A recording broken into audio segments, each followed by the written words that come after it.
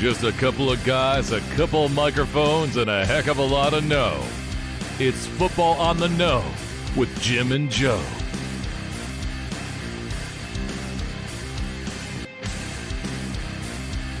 What they say, it's not the X's and the O's, it's the Jimmies and the Joes.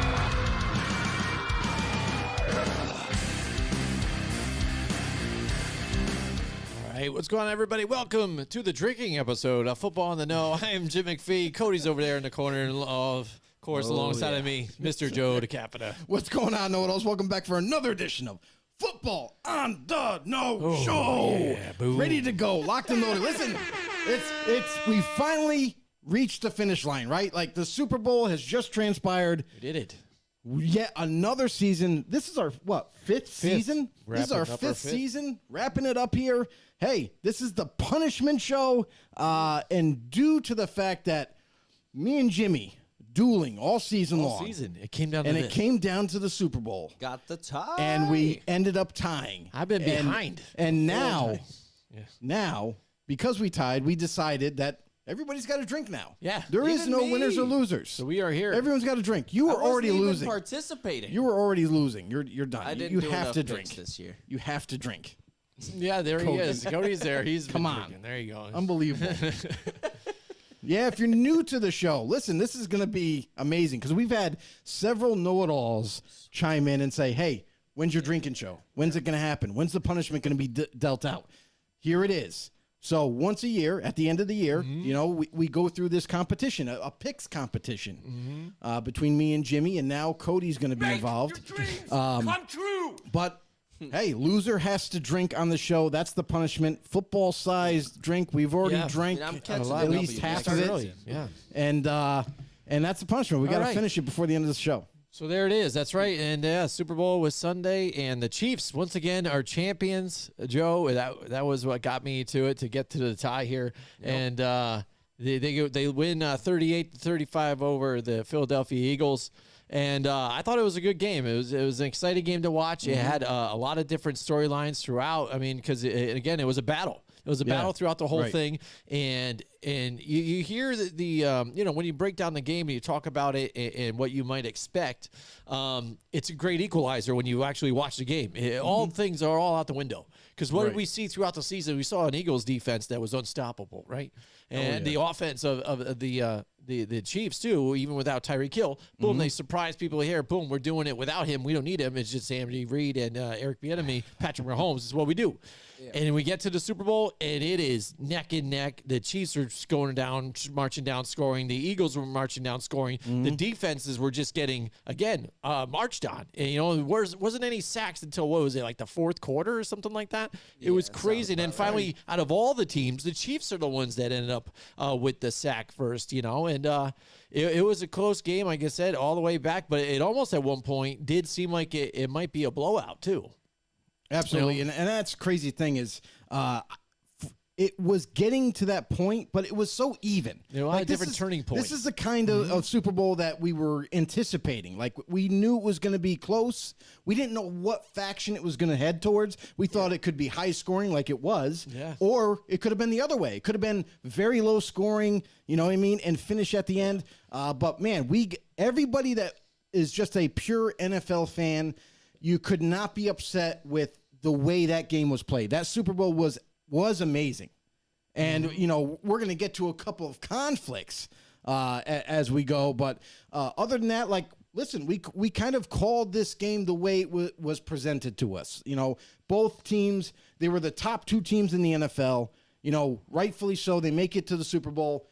Both teams had good defenses. Both teams had offenses that were almost unstoppable. And we saw a little bit of a display of that this Super Bowl. The Chiefs struggled to stop the Eagles sometimes, and likewise. So we got what we were in store for. Yeah, I mean, it was an excellent game to watch from any NFL fan's point of view. It's a little rough to watch the very end. I know we've all been kind of debating all week whether you like the call, whether you dislike the call. I'm curious to hear what you guys think about it. While I agree, it was a holding call at the end there on Bradbury, but making that call at that point in the game, on that down, when it's going to change the game like that, I'm not as big of a fan when it's just a casual grab. There's holding on every play, whether it's offensive line, whether it's corners. There's penalties every single play.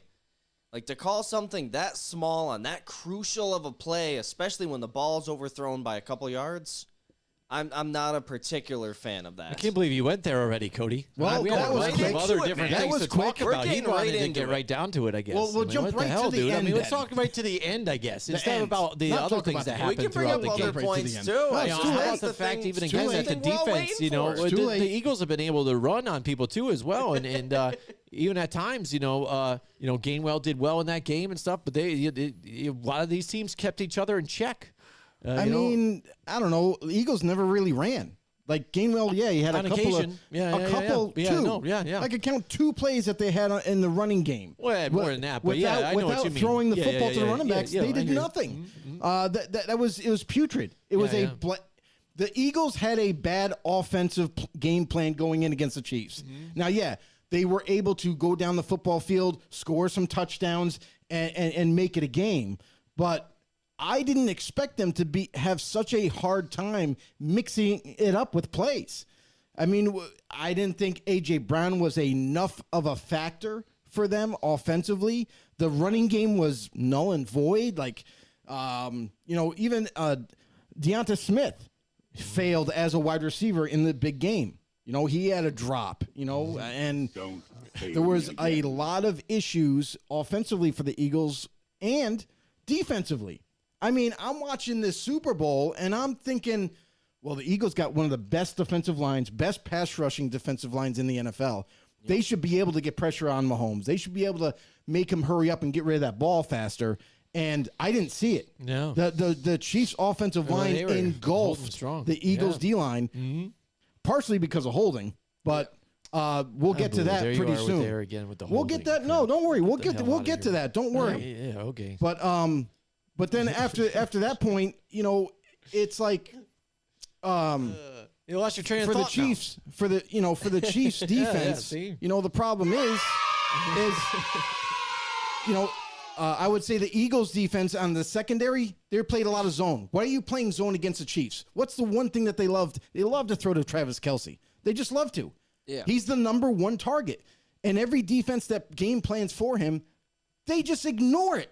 It's unfathomable. I cannot understand the D coordinator's game plan going into a game against the Chiefs, and none other the biggest game of their careers. They got a little more on it on the second half, though. No zone. I mean, you can't play zone. You got to play at least half man, half zone. You got to have somebody always on him, at least 2 people, one high, one low, and that's how he gets disrupted. And then that forces Mahomes to progress because he does not like to progress through every single receiver. We know that. He throws to one guy or the second guy.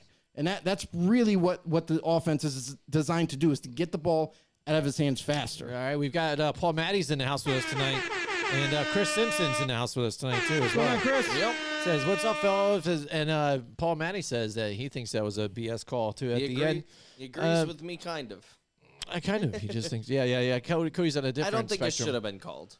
See, I don't agree with all that stuff, too. Again, I think if you got to call a game, you got to call it the same way throughout the game, right? And right. I mean, you're always an opponent, too, of a proponent of saying that, again, this is the rule. This is the way it's set out, and you just call it as it is. There is no, hey, well, now at this time, let's just let the guys play. Let's let boys be boys. Let's just do this. Let's let them tug and pull. You don't do that. You don't do it. You don't change the way you're doing it throughout the game, and you don't change it even for the playoffs. No, it's bullcrap.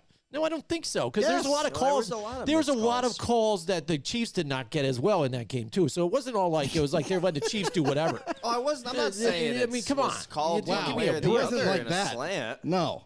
I mean, here's the I'm thing. just saying I don't think it should have They been were called in letting the both scenario. teams get away with things all game. All game.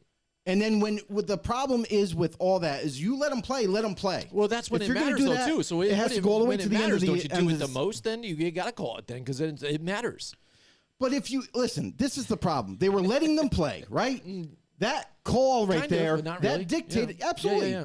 That dictated that end of that game to not have a chance where okay, let's see how it plays out. They didn't do that. The refs with that call, when you watch that instant replay going over, one thing I noticed is, he had his hand on him. He grabbed his jersey, but there was no tugging. There was no stretching of the jersey. Nothing impeding his progress. He had his hand on him more. He did hold him, yes. But in that critical part of the game, this is where we want the refs to kind of stay out of it unless it's granted, which with not impeding his progress, and he was kind of following along with them, I say it's too big of a call that you have to make right there. You got to let it play out. And even then, Juju's no speedster. We know that. That ball was overthrown anyway. Yeah. So that call kind of bailed out the Chiefs, gave them a new set of downs, and at the 10-yard line, eventually they were able to do what they had to do.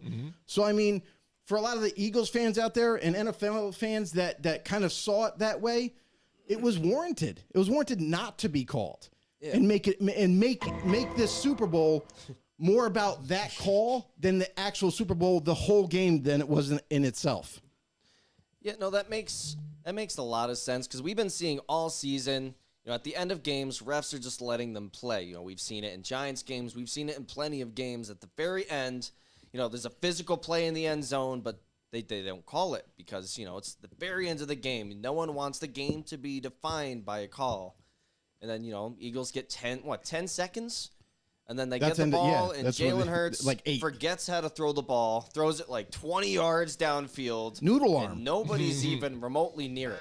Noodle arm. Try to go, backyard bullshit, tossing it around. They're nah, our guy can chuck it. Just call him noodle arm. Yeah, why not call? Why not call the? I think even they were talking about in the broadcast too. Why not go and set up the whole? I thought they were expecting lateral throughout the whole thing, multiple laterals, especially the way the offense is run, kind of, some RPOs and things like that.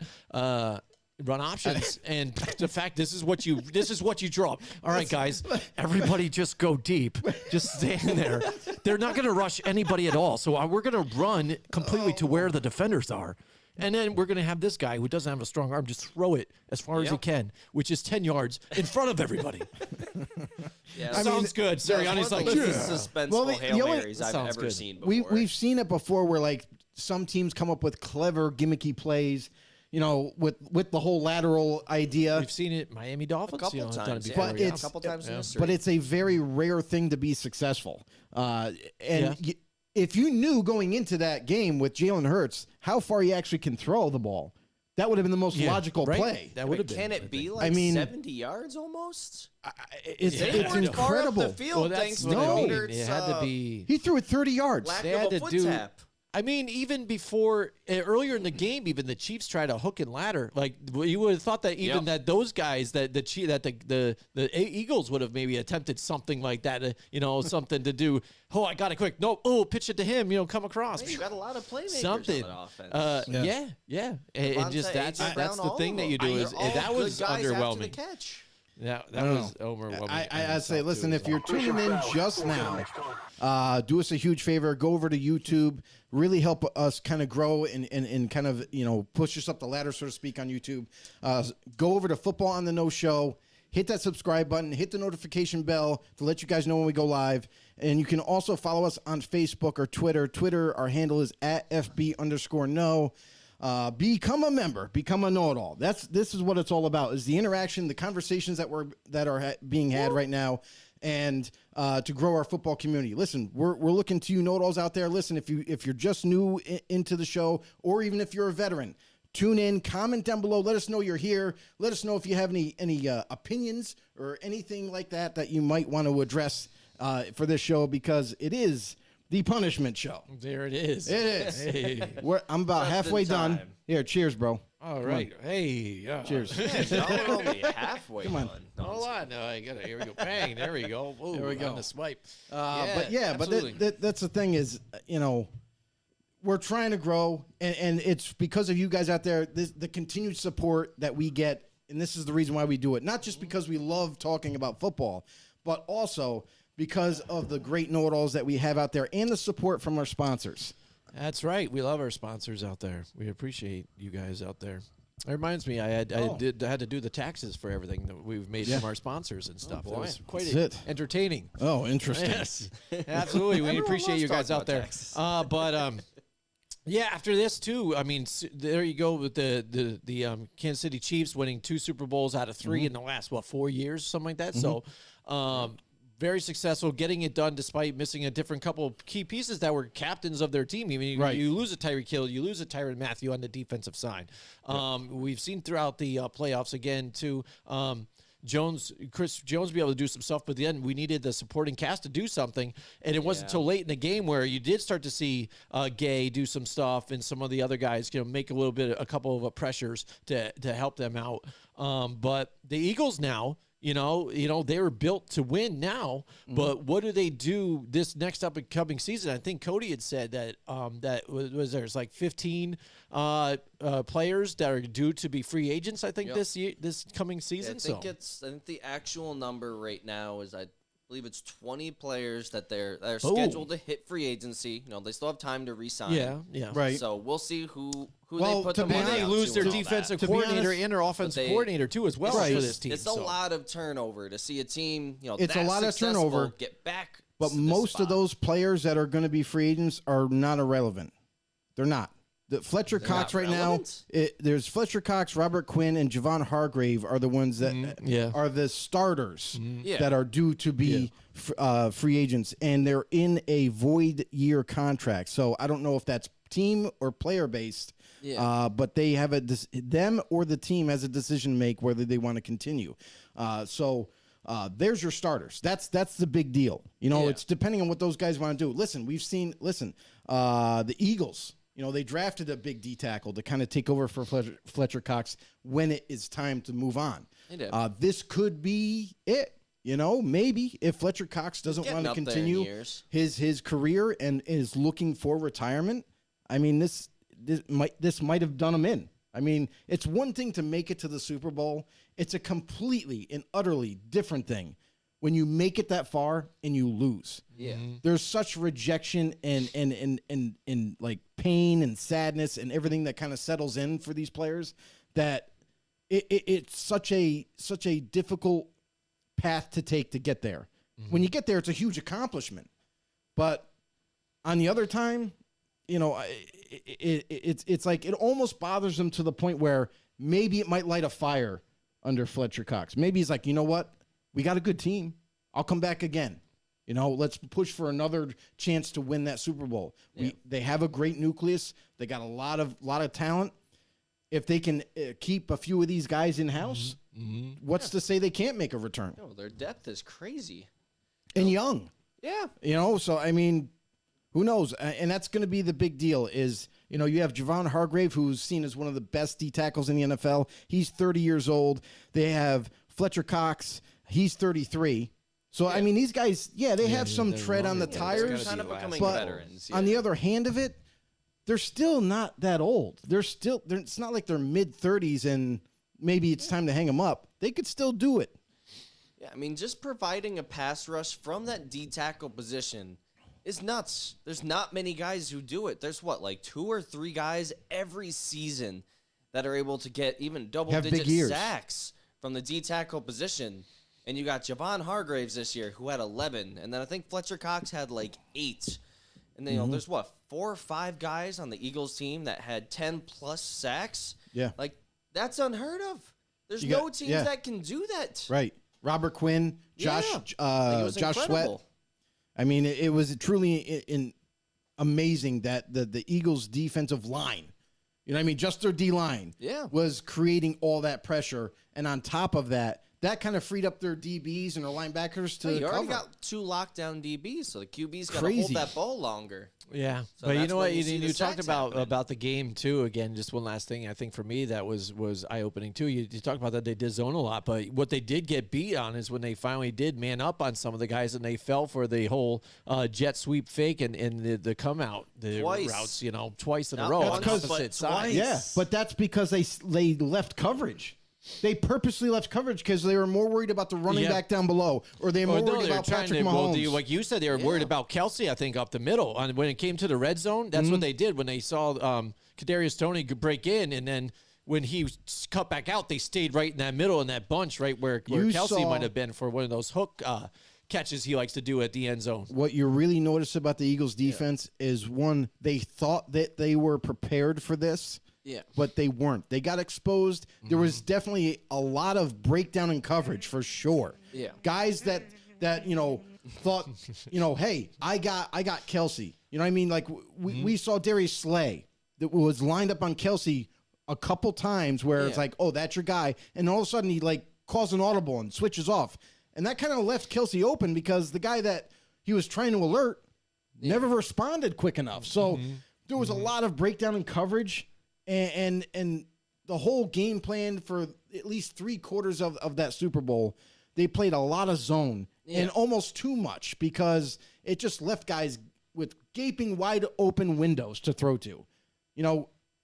Big time players like Juju Smith-Schuster hasn't been the biggest and baddest receiver on the team, but a guy that kind of sleepily had 900 receiving yards this season. Yeah. Comes into the Super Bowl and actually made a big dent. Like he was moving the chains. Second half. Yeah. And you noticed adjustments. You just kind of saw what the Chiefs were doing. The Chiefs were like, hey, listen, the Eagles planned for Kelsey. We're going to use him still. But what they didn't plan for is us utilizing everybody else. Yeah. So and that put the Eagles on their heels. Yeah. And especially I think when they switched to Jerick McKinnon coming in more too into the game because you didn't see much of him in the first half, and then he came out in the second half as a runner quick, but then he even set up as a blocker, especially on that goal line run. Really worked out for the more physical back out there, so that helped out as well. And it's about adjustments, and you saw what the Chiefs were able to do. And I know there's ticky-tacky calls here and there, but that ended up being the difference, I think, in some of that. You know what I mean? And the defense for the Chiefs, I got to say, they were just hanging tough throughout the game. Yes, the Eagles were able to drive and score, but it took a long road for them to get there. It wasn't like they scored right away. That's the one thing about the Chiefs. They would either score really quick or they would, go like a 3-and-out or something like that. But pretty much they were just going and just rolling. You know what I mean? Eagles, very meticulous and timing wise and trying to run it down and milk the clock as much as they could, which it worked for the most part. But the second half ended up being adjustments. Yeah, I mean, another thing that I wanted to kind of point to at the second half of the game, even the fourth quarter. Yeah. I mean, this is something that I wanted to bring up that not a lot of people even paid attention to. Even all the analysts out there were all pointing to that last call, right? That's been the hugest debate around. Yeah, I was going to see if I could get to me, opinion on that. To me, it's what led up to that. It's what led up to that call, because there was a play where Mahomes was in the pocket, couldn't find anybody open, had to make something happen, and took off running up the middle and ran for like 20 yards. Yeah, big time. Yeah.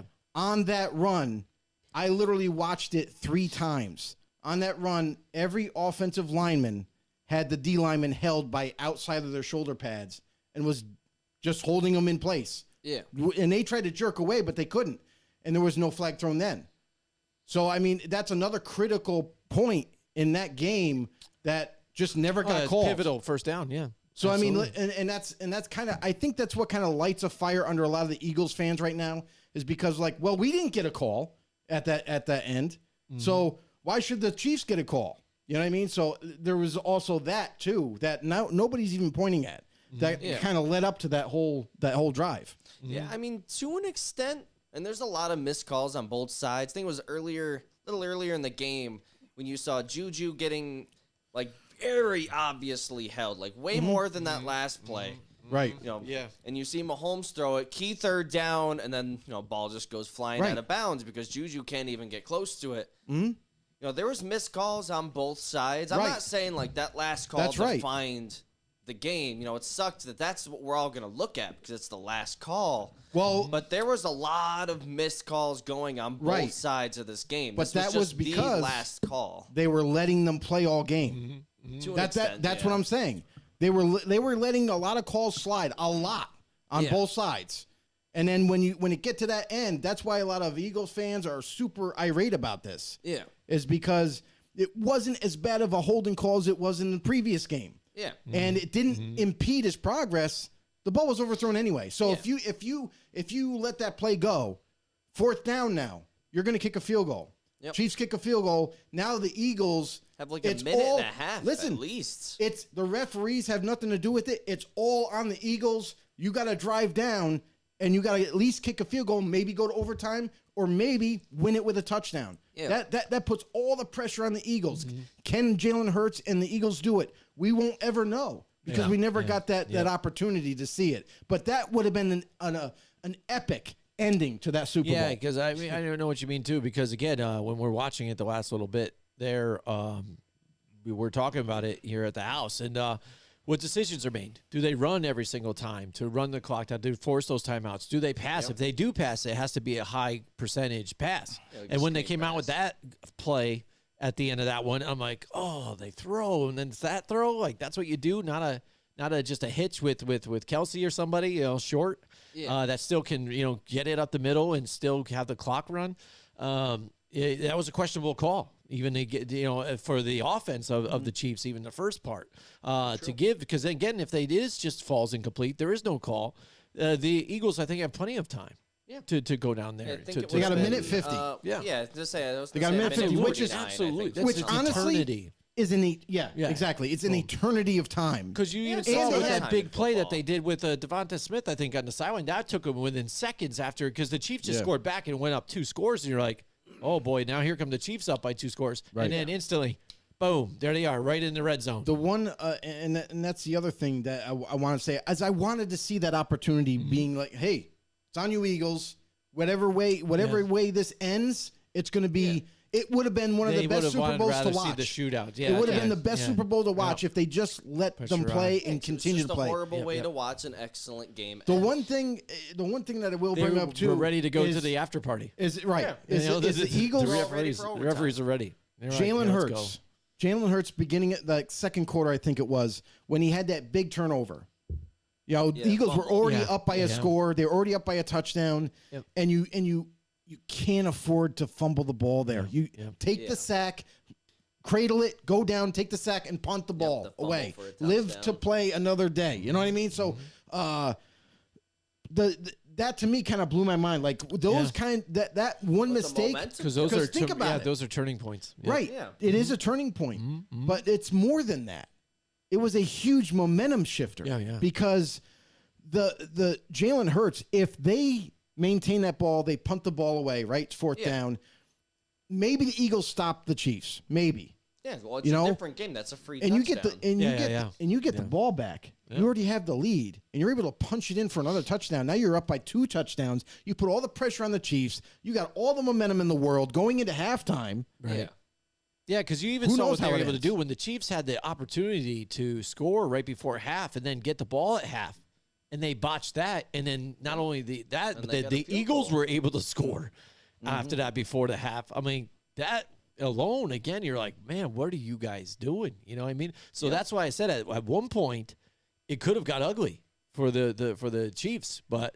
Right. The Eagles, again, the mistakes here and there kept them in it, and that's what happens. You get, with these penalties and things like that and fumbles, when you keep teams in there that are like that can score quick, you let them hang too long, and this is what happens. Right. And just to like put the cherry on top, I know like there's a lot of Chief bashing going on right now. There's a lot of upset fans.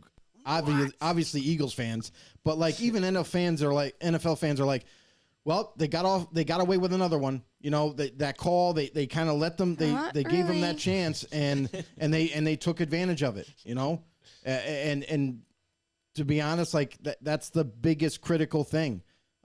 So for the NFL going forward, like I know Roger Goodell has stated, this is the most hilarious statement I've ever heard. Yeah. Is Roger Goodell's at the Super Bowl pre-game, right? And he does his press conference like he does every year. And he says, he gets a question, says, what do you feel about the officiating this year? Do you think it's better or worse than last year? Yes, that's the best it's And ever he been. goes, it's the best it's ever been. Are you freaking kidding me? The best it's ever been? No, it's just as bad as ever. Like, come on, you can't. I understand he's sticking up for the official crews and all that stuff because they are the NFL, but dude, there's got to be something different that has to be done. Yeah, well, and they keep trying to mess with rules too much again. I'm like, why are you doing this? And then now they're trying to drop the hip now with a the sack. hip You drop can't do that tackles, thing. yeah. That thing I think is stupid. Yeah, they're trying to eliminate hip drop Oh, tackles. Cody, we got some more know-it-alls another in one. the house. By the way, Diana Thomas is in the house with us tonight. What's going on? It says best game ever. There you go. How about that? You know, it was very was a exciting. great I know that. game. It was was an better excellent compared game to to watch. some last the past present Definitely, ones that we have definitely. had. It was a great game for And sure. we even had some good commercials this year. Oh, The dude, commercials were horrible okay. last year. This Let- year, let's we had just- some clutch ones coming listen. in. All I gotta Oh yeah, say is last year was just bad. I mean, I think maybe that was the just last, last like, year was so 2-3 bad that this years year were made it really better. bad. I just don't think this Maybe. one was very good. Well, there was like 3 But it was better memorable than ones. last That's year. better than you know last what I mean? year. That's what I just think. I think last year was so bad that it made this one look good. I mean, the one thing that I'll say about the commercials is, listen, if everybody that's going to do an advertisement, an ad, a commercial, anything like that, and they put this much thought into just the Super Bowl, why can't they do it all year? Like, the commercials should be entertaining and get your message out there, right? Yeah.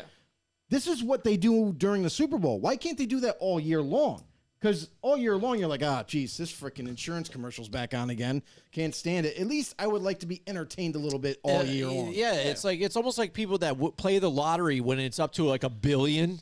And like everybody's playing it, like you're a dumbass. Like this is like literally the only The chance peak. you will not win It's the because peak. everybody like you.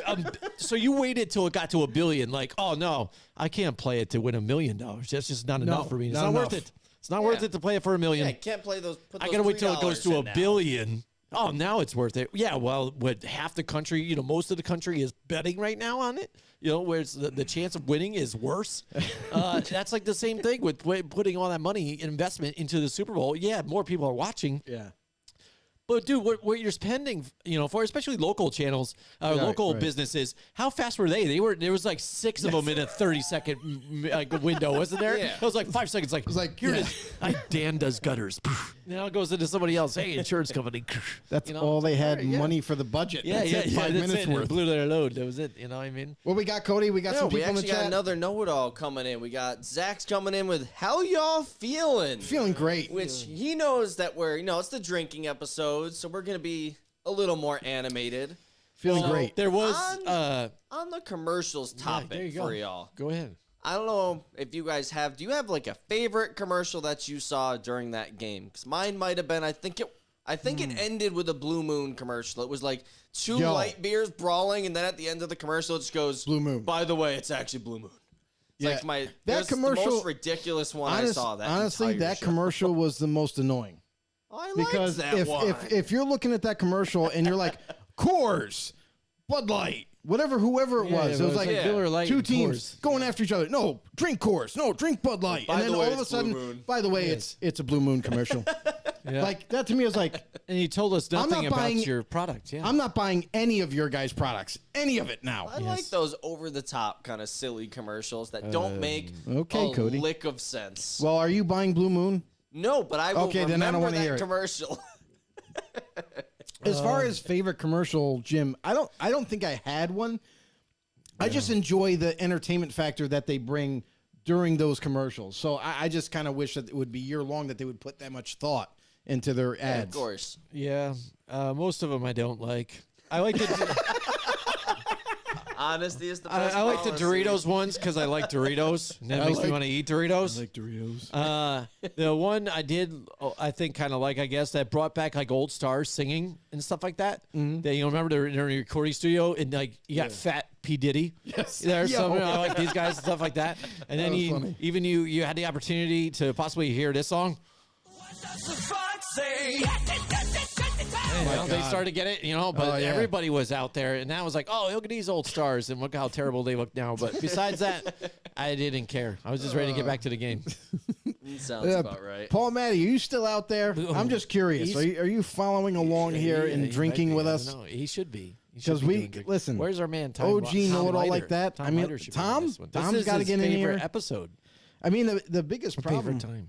Biggest problem about this is, for whatever reason, I wasn't able to share it to those other groups. Oh no. Oh, that's Don't be wonky. rude. Just Messed wasn't. up. I wonder if you got blocked. No, because Not we're actually again. admins tonight. Yeah, that's true. So How's that? Well, we it should be didn't- broadcasting from football a football What is it world, called? a football world group. It's a football world, and we're all just passing through. John Turner TM. TM. So, John, we got you. real quick, while we're still on the Super Bowl topic, No. one play that I just don't think enough people are talking about. Back to the game, not the commercials anymore. Not the commercials. No commercials. The actual game. We are literally jumping. Right at the end of that game, when Dallas Goedert is on the sideline and he has a chance to make that catch to set Jalen Hurts up for that Hail Mary on, I think it was like the 45-yard line. Yeah. And he just puts one foot down casually and then just goes right out of bounds. Not even close. A very easy catch for any receiver, tight end to make. He just goes right out of bounds trying to rush. What is your guys' opinion on the catch? Because I think that was pretty depressing to right watch. now? Like, Not enough people are talking about Goddard's kind of choke there, in my opinion. I mean, yeah, but you saw that happen a lot There with was the a few, Eagles. a few Look at times. De- with the, look, how many Deontay reviewed? Smith. Yeah, there's a couple were reviewed because of stuff like Deontay that. Smith Bobbling catches. and honestly, like that was such a bang play for Goddard that he probably thought he was just. It Honestly, was off he even thought by he was- like, it was if only you're- by like a toe though. It wasn't like he was blatant like way Right, over. It was right. like his toe touched. But think it, I about it something. this way: you're a referee on the field. This stuff is happening in a split second. Yeah. like there's no. It's not in slow mo. It's full blown speed, and I would have called it a catch if I'm a referee on the sideline. Yeah. And I'm calling it a catch Well, because he did at first. They because did, yeah, Until honestly, they they- review. They It's wanted to so make it right, fast. right? so when you go to the review, you slow everything up, and then it gives you Yeah, you an see easier look blatantly at the it. foot being up. I almost see. I fought with this back and forth Yeah. because I'm like, well, I could see why they could be called incomplete, but I also could see why you would have the argument to call it a catch. Yeah, well, because Goddard's it's all not about as much. It's all about absolutely because it's all about what you anticipate a actual catch being. Yeah. Well, I To me, understood to me, Devonta's. they've kind of changed the rules so many times that nobody knows what a actual catch is at this point in terms of the NFL rule book. Yeah. But like, if I'm in the backyard and I'm playing football, a catch is when you have possession of the ball. It doesn't matter if it's moving or not; it's in your hands, Yeah.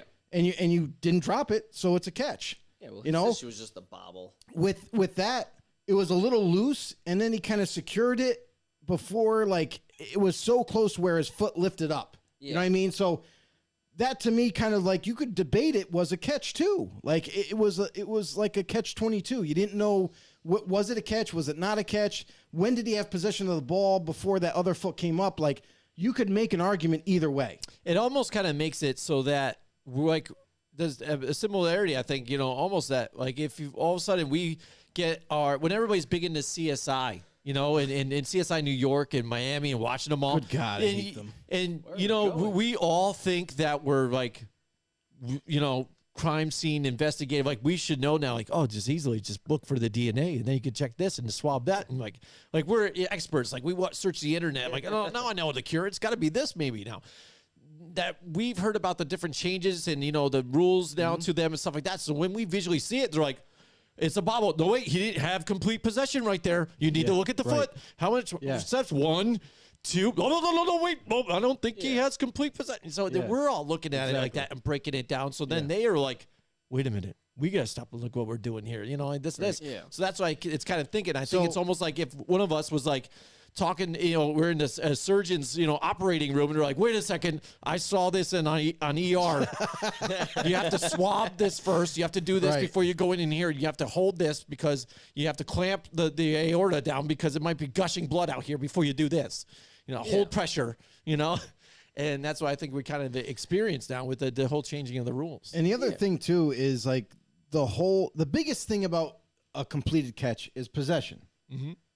They say Possession is where it gets weird. They say make sure it doesn't move out of your hands. Make sure it doesn't get jostled loose. There was a catch that Deontay Smith had that was in question, where I saw him catch it completely caught. Yeah. Had 2 feet in, went out of bounds, and then when he was getting tackled, the ball got kind of jostled loose when his shoulder and elbow hit the ground, and then he kind of like switched it around to his torso and held it.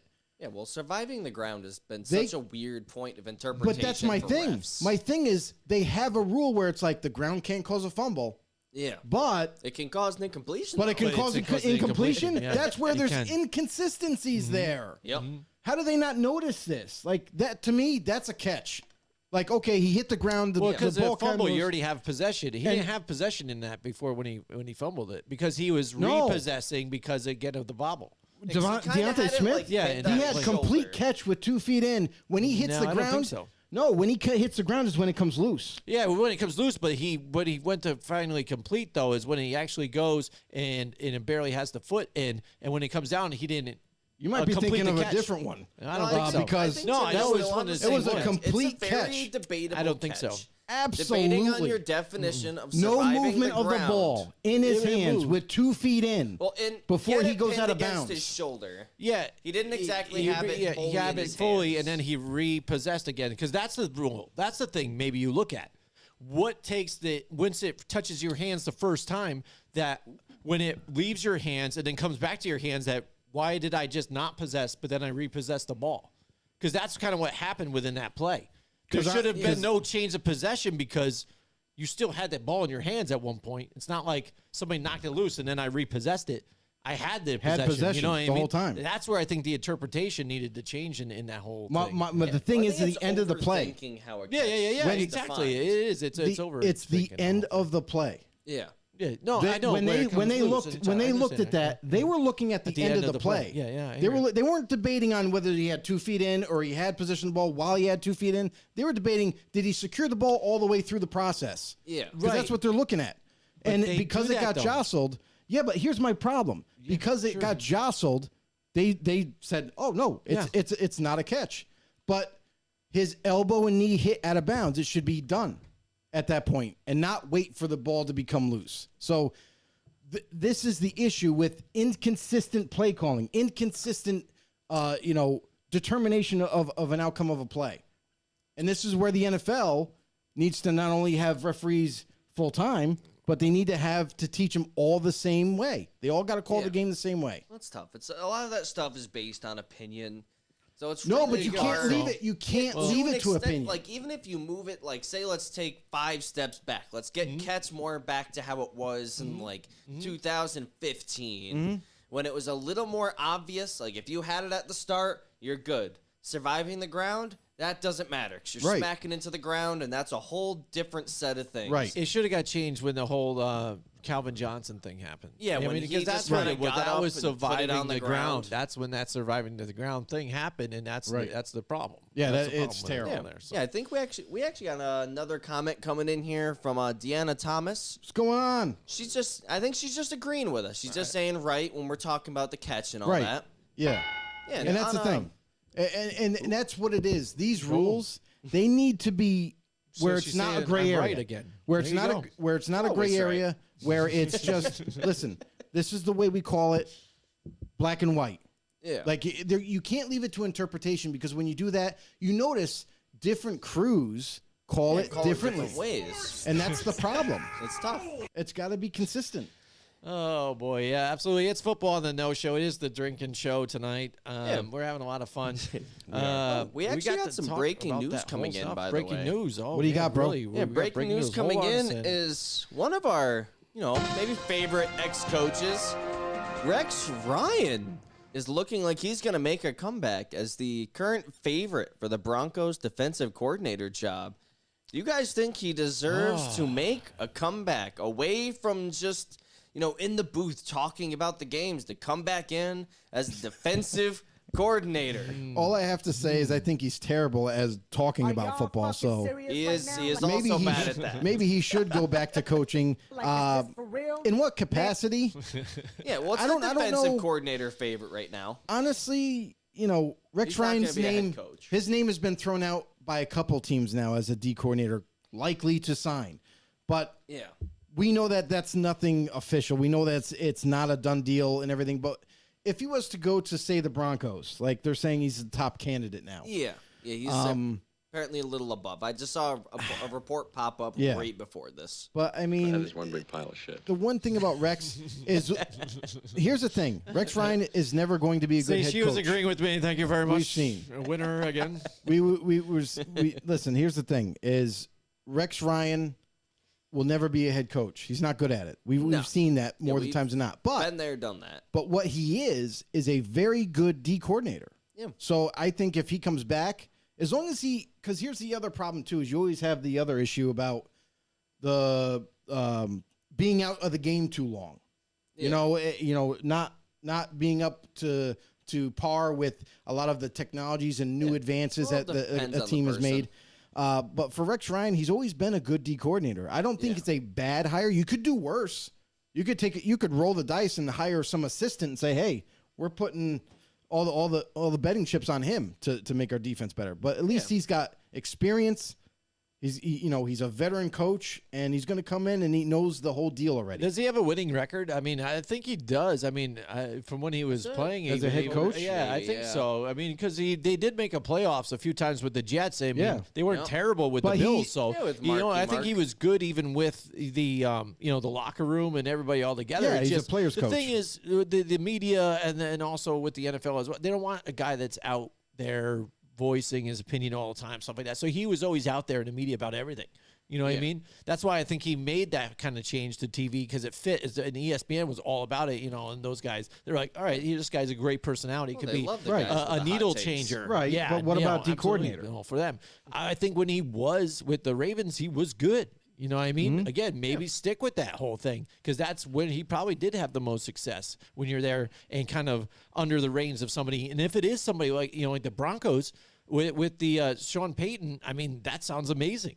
You know what I mean? How much better could that be if he can still do what he did before with that defense under the head coach who can say everything what he needs to say.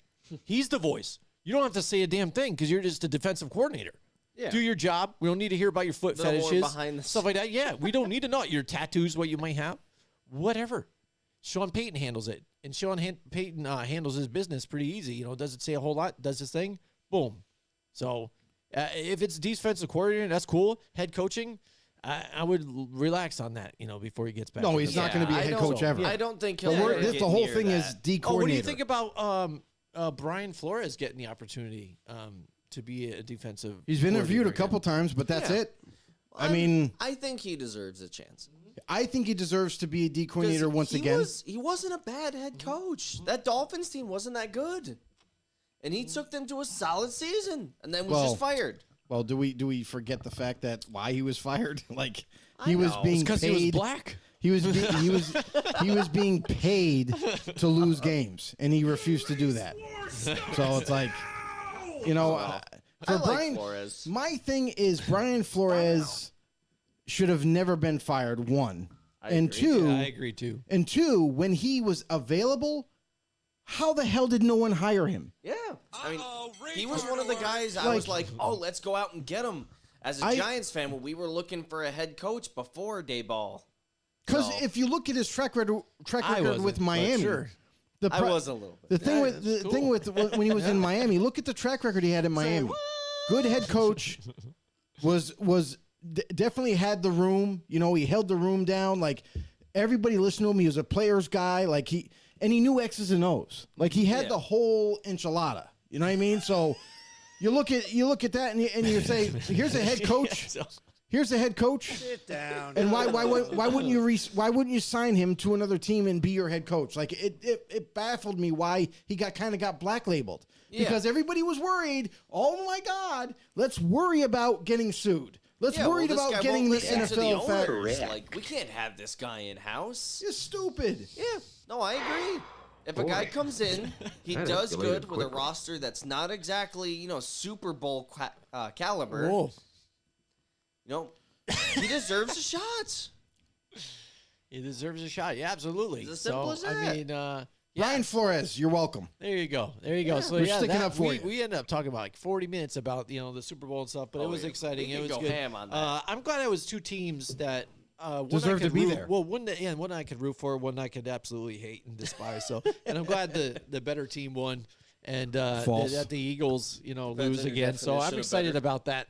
False. And the fact that we were able to pick two different Fake teams, too. news. I would have hated that. I would have had to pick the Eagles or something like that to get secure a victory or a tie here for the drinking Yeah, that show would have for been the painful competition. for Jimmy. Yeah. Like, I'll pick my I think I would have rival just to get accepted the tie. defeat. No, I would have just accepted defeat. I'm like, well, there it is. See, You know Joe, what I there mean? could have been some They strategy screwed put me into over that again. pick. All right, yeah, absolutely. So we decided to put together a list. Let's get to the next segment here, though. We decided to come up with a list of our own here. We decided to go through and look at the teams now. Now that the season's finally over, Joe, it's sad, but here it is, 2023. Here we go. But there were some ups and downs throughout the seasons, and there were some surprises amongst teams, no doubt. And there was Putting it also mildly. some disappointing teams too as well that we just didn't really expect them to do as poorly as they did. Cody's going to start us off. We did our top three or so, but we'll grab three of them, not exactly ranking them all together, but we're going to go through one another here. Let's start with one of yours here, Cody. What do you got here? I don't think Joe's going to like me as much for this, but I'm going to kick he's us gonna hate you off. now. I'm going to kick us off with the Las Vegas Raiders. As Oh, they went out in man. the offseason and they get Devontae Adams, this guy who's expected to take their offense to the next level. They get a new head coach. They go and get Chandler Jones. Like they are ready to make that playoff push. And there's like, nah, let's actually take a step back. Let's go from making the playoffs to not even getting close, actually, and kind of like teasing it near the end of the season. And that Hunter Renfrow guy, let's not even use him. Yeah. He's he just- was he's injured for a little bit, but useless. yes, I understand that. Yeah. Yeah, and you saw, that's the thing is, it's like you saw a team that went away from a John Gruden, when you talked about coaches that stepped away from the game for a long time, that have been in conversations of head coaching jobs. That's one of them. You know what I mean? Mm-hmm. And the fact that, he's gone and then Rich Bisaccia is there, and they have a more interesting offense than what it seemed like they were doing here with Josh McDaniels, who has this crazy offense from New England. Oh, watch me, I'm a guru. And it was embarrassing. I just don't like Josh McDaniels. I I'm don't just think going to throw anybody that does. into this. I don't think Josh not a McDaniels head likes coach. Josh McDaniels at this time, right? He's not a head coach. You shouldn't. No, be a I head mean, coach. here's the thing. I will say my biggest disappointing team, one of them, One of is them. the Las Vegas Raiders. Oh, boo. As we can all agree. Because here's the thing. Bottom line, this was a team that was expected to not only make the playoffs, but maybe make a push in the playoffs. Not saying that they would have made the Super Bowl, but they were expected They to were be in the expected to playoff make a run. splash. They were expected to make a big step forward. And I don't know where you have all these people saying, oh, well, they got Adams now, and they got Carr, and they got all these guys, and they got Josh Jacobs, and, with one of the better tight ends in the game who didn't even play half the year. Yeah. Hunter Renfrow, again, another guy who was kind of banged up, beat up, two concussions in back-to-back weeks, didn't play for most of the year, and it's like, hey, you guys sit out. Josh McDaniels like, you know what, I got this. I'm going to royally screw over Derek Carr. I'm going to make sure that Make we him out can to be the bad guy. we can make sure that we can, point the finger at him at the end of the year now. You know what I mean? So for the Raiders, with all the hope and from Raider fans and all the surrounding hype from Las Vegas, they were completely expecting them to be in the playoffs. Listen, last year, the year before, right? It was Derek Carr and literally Hunter Renfrow. Yeah, They he had overperformed last year. If you don't remember, they had Zay Jones as their number one. Okay, let's put this into perspective here. And Josh Jacobs missed some time. He wasn't even in all year. So with that kind of lackluster of a team, of a roster, they still pushed with going through the Henry Ruggs debacle and and him leaving the team because of obviously criminal activity. You know what I mean?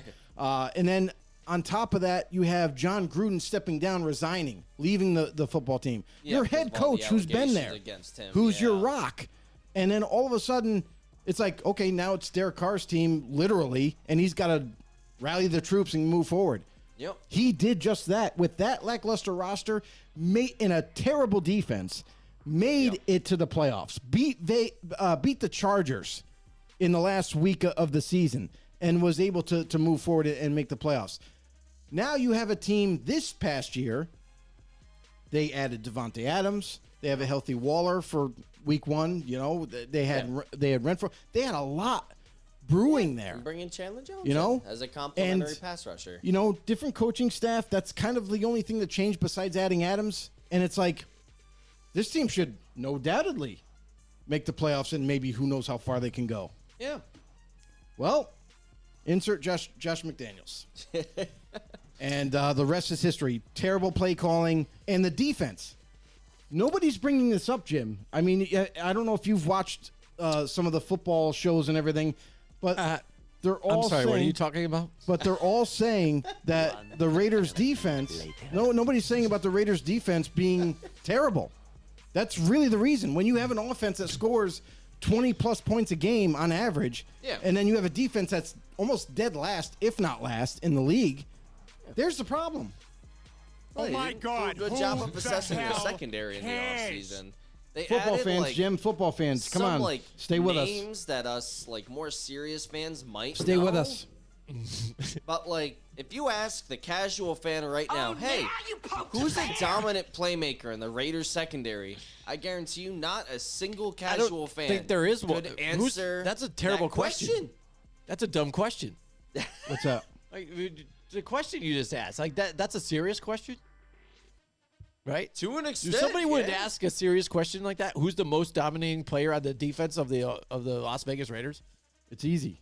Oh, I mean, if we're just going whole defense, that's easy. Is that what But you if said? we're Is that going- what the question was? I said secondary. I Oh, said who's secondary. the He best said player secondary? in the Raiders secondary? he's Last saying year, most- Rock Sin Yeah, but he's Yeah. saying most most dominant. dominant. in the I secondary. didn't think there was any dominant at all. Rock so your that means sin. that's why you just say most dominant and say who's I the s- best. I started He out of their said- secondary. Yes, I understand. Secondary. I'm just saying that because that's how bad they are. You know, so Well, that, Rock that's probably Ya-Sin was the, pretty good. that was that was the highlight. What is the highlight of their secondary? All right. Anyways, enough about the Raiders. Yes, I could have put them on who's my your third list team? too as well because I picked them to get to the top of that division, and I was let down. But Yeah. I think overall, in one of these teams here, I put the Green Bay Packers just because, again, I thought they had opportunities in that division and then also in this playoffs to make that final push here, too, because they've been on that level to where they get to the championship game in the last couple of years here, get right there so close. Yet so just a step away, Yeah, not even making the without playoffs. Devontae Adams here, you know, because it's Aaron freaking Rodgers and they can get it done. All they had to do was trust in their system, but I don't know. What does just it show did you, not though? work out. What does it show you in Green Bay? Everybody matters. Yeah, everybody It's not matters. just yeah. you but can it's have the also- best quarterback in the world. and also too, whatever system. And systems aren't can- everything either because you I'm do. just saying. And you could have the best quarterback, like you said too, but But it doesn't every matter. position matters if you ain't got a don't guy that's have not in there. if you don't have credible But- enough receivers and you don't have a good enough offensive line, mind you, the offensive line was hurt. What 3/4 of the year? Like their tackles weren't there. Yeah, I mean, it's Bakhtiari crazy. barely played this season. So So it takes a team to win. Yeah. Yeah. Oh, it does. And how important really the offensive line is then too. If you want to look at that, I mean, you look at the team that the Eagles. Again, not only did they have dominant weapons all around, but offensive line, true and true. yeah, I mean 3 Pro Bowlers ain't nothing to scoff at. All right, So- Cody. Next team. What do you got here? Ooh, next team. All right, so for my second team, as well, I expected them to take a step down, but to not even get to 6 wins, I did not expect the Los Angeles Rams to be as bad as they were. Because they Okay. were horrible. You go out, you get your number 2 weapon in the offseason, you go and get Allen Robinson, who he has, more of a history of being a red zone guy. But you're like, oh, he'll be a good complementary weapon. Nah. Like, he was not great. I'm going to say like 90% of the season when he was healthy. And then Bobby Wagner had a good season, but that team all around was just not great. I was expecting them to maybe get like 9 or 10 wins and fight for a playoff spot, but 5 wins is borderline embarrassing with that roster. in Yeah, my and it was opinion. sad to see that even just not having Von Miller was that big of a difference for this team. Yeah, It You know what I wasn't mean? just that, I though. know, anymore. but still something that I mean, think about the aspect roster of it, last too, you the know what I'm previous saying? year. Yeah. They lost Von Miller. They lost their other starting corner. 2 years prior to that, John Johnson III left. You know what I mean? Like Yeah, John that Johnson. defense and the offense went through major changes, despite what everybody thinks. Like And it didn't help with that Stafford got hurt. You know, I mean, that kind of really derailed Yeah, the but team. even before that, Yeah, it was not like they were putrid. playing Like, well no, with yeah, Stafford. before that, it was terrible. I mean, even, too. they weren't the same team though. They weren't going to be a team that was going to return to the Super Bowl as much as everybody probably thought they were going to. No, I didn't have them in Super Bowl expectations, but 5 wins Yeah. No. is why I mean, put I them mean, in it my was most terrible. disappointing. But that's Yeah, where, it is. It's but gotta that's be. where you see, like, roster wise, domino fell. The next domino Yeah. fell, like when Stafford got hurt, like, Yeah. and then Cooper Kupp. Let's not forget Yep, Cooper end of Kupp the is season, the he went featured down. receiver. He yeah. played and like he 12 went down. games. But Yeah, it's he like, played four most of of the them, but he season, yeah. played them. but that kind He of did. just ruined the rest of the season. Like they had no go-to guy. Nobody stepped up. They ended up getting some wins with Baker. Yeah, I know, right? Isn't that sad? I mean, that's the thing, though. Some of the Who's a free agent, by the things that way. they had. I know. It was. I think I'm going to go with you on this one too. The Rams, they're one of the teams too that I think too as well. Because again, being defending champions is one thing though too, and they did enough to win that division and then make it through the playoffs. They did grab guys late, in the year, Odell Beckham Jr. stuff like that, add to the roster to try and thicken up that roster to make that push, like a Von Miller and stuff. Strip a couple of those guys away, they still had a lot of those core guys still there. They had enough, I think, still to compete. But what Cody's talking about, what I'm talking about, is what you're seeing on the field. You're like, they look absolutely lost, like they were putrid. putrid. Like, what is going on? Especially for a coach that is deemed one of these gurus and all this other stuff. I'm just not seeing it at this point. And why not? Run the football. Would do something with one of these guys that you have. It was running back by committee, and Akers getting injured here and there, but. It just, where's the creativity? Where's everything? They just looked like a totally different team. What the first thing that I noticed is that they tried to run the ball a lot more often. They tried to become something that they're not. And it could have been because of limitations in the offense, because of personnel, because of guys. Well, they didn't have running backs. You most also of the got to season. remember, you look at that offensive line. They were badly injured on that front. They had so a couple retiring it didn't matter players. if That's you the one had thing Stafford. too. Whitworth, what a difference than him not having him, right? That's what I'm saying. They I went was through a huge. big change. They went through a bigger change than people kind of saw them. Everybody kind of like, oh, well, they're the defending champions. I They just should be didn't see fine. the drop They off should be being so competitive. fast. But I almost you- just drew I knew half it was a mustache coming, on my but lip. my- I just didn't think it was going to be one season Super Bowl, next season irrelevant. Yeah, That's right. my Well, main thing. terrible. Listen, nobody anticipated him to be irrelevant, but when you started to see the dominoes fall, like we already saw the roster change big time. Yeah. Like nobody like pointed to that factor before week one, and like, oh, they still got Aaron Donald. He's coming back. That's great, but nobody that was kind of camouflage. Yeah. Like everybody was focused on him being returning again, but nobody really focused on the whole entire team coming in. This was a team that changed, not completely, but enough to where they were subpar. They were average. All right, what do you got, Joe? What do you got for your second team here? What do you My think? second team, I got Tampa Bay Buccaneers. This is a team that was supposed to be not only take the division once again because they had Brady coming back, but this is a team that kind of was seen as winning the division at the end of the year. In a weak NFC conference, they should have easily had it, and then move into the playoffs and then see what happens from there. With Brady coming back, Ryan Jensen gets injured. Huge loss for the offensive line. And then on top of that, guards go down. They're starting guards. Guys were in and out of the lineup. Chris Godwin wasn't the healthiest player once again. Cameron Brate was their tight end, not Rob Gronkowski. And Mike Evans. I don't know what the hell Mike Evans, was he even eating avocado ice cream with He Tom showed Brady up one to night half of the and it got weeks. sick and forgot how to play on Sunday because it didn't look like they were all on the same page. He showed up half the time. Leonard Fournette didn't get utilized like he did last year. And Rashad White, I mean, thank God he showed up. He was like the only running game that they had. So True. defensively, kind of went a little bit downhill. I didn't anticipate them going or playing as badly as they have. Wow. But when you have an offense that goes in and out of the field often, your defense is out there all the time trying to get the ball back for you. They get tired over time. Yeah. So that kind of all added together, and Tampa Bay Buccaneers, not only did they kind of just on a losing season. I mean, they They were bad. able They to stumbled get into through. the playoffs. For But being honest. I was kind of baffled by the overall season, like just how they finished, just what they were able to accomplish or not accomplish. I mean, and then at the end of the year, you find out that your D coordinator is now going to be your head coach, who has no success. So Tampa saw Bay, what he did last time. I'm curious to see what Tampa Bay does next. There are reports that they are the next team Derek Carr is going to visit. I would be shocked. And no, he is. And I mean, to be honest, going there wise, it's a fit. I think Carr can fit anybody that's interested. Like, he can fit any offense. Yeah. So if Tampa Bay wins the bid, so to speak, on Carr, it's a good thing for them. Yeah. But I mean, I don't anticipate that. But at least we'll see what Tampa Bay has to offer Carr, or at least show him the future plans or what have you. But Tampa Bay is my other disappointing team. All right. So we getting into our last team now, I see. So in the offseason, there was one team.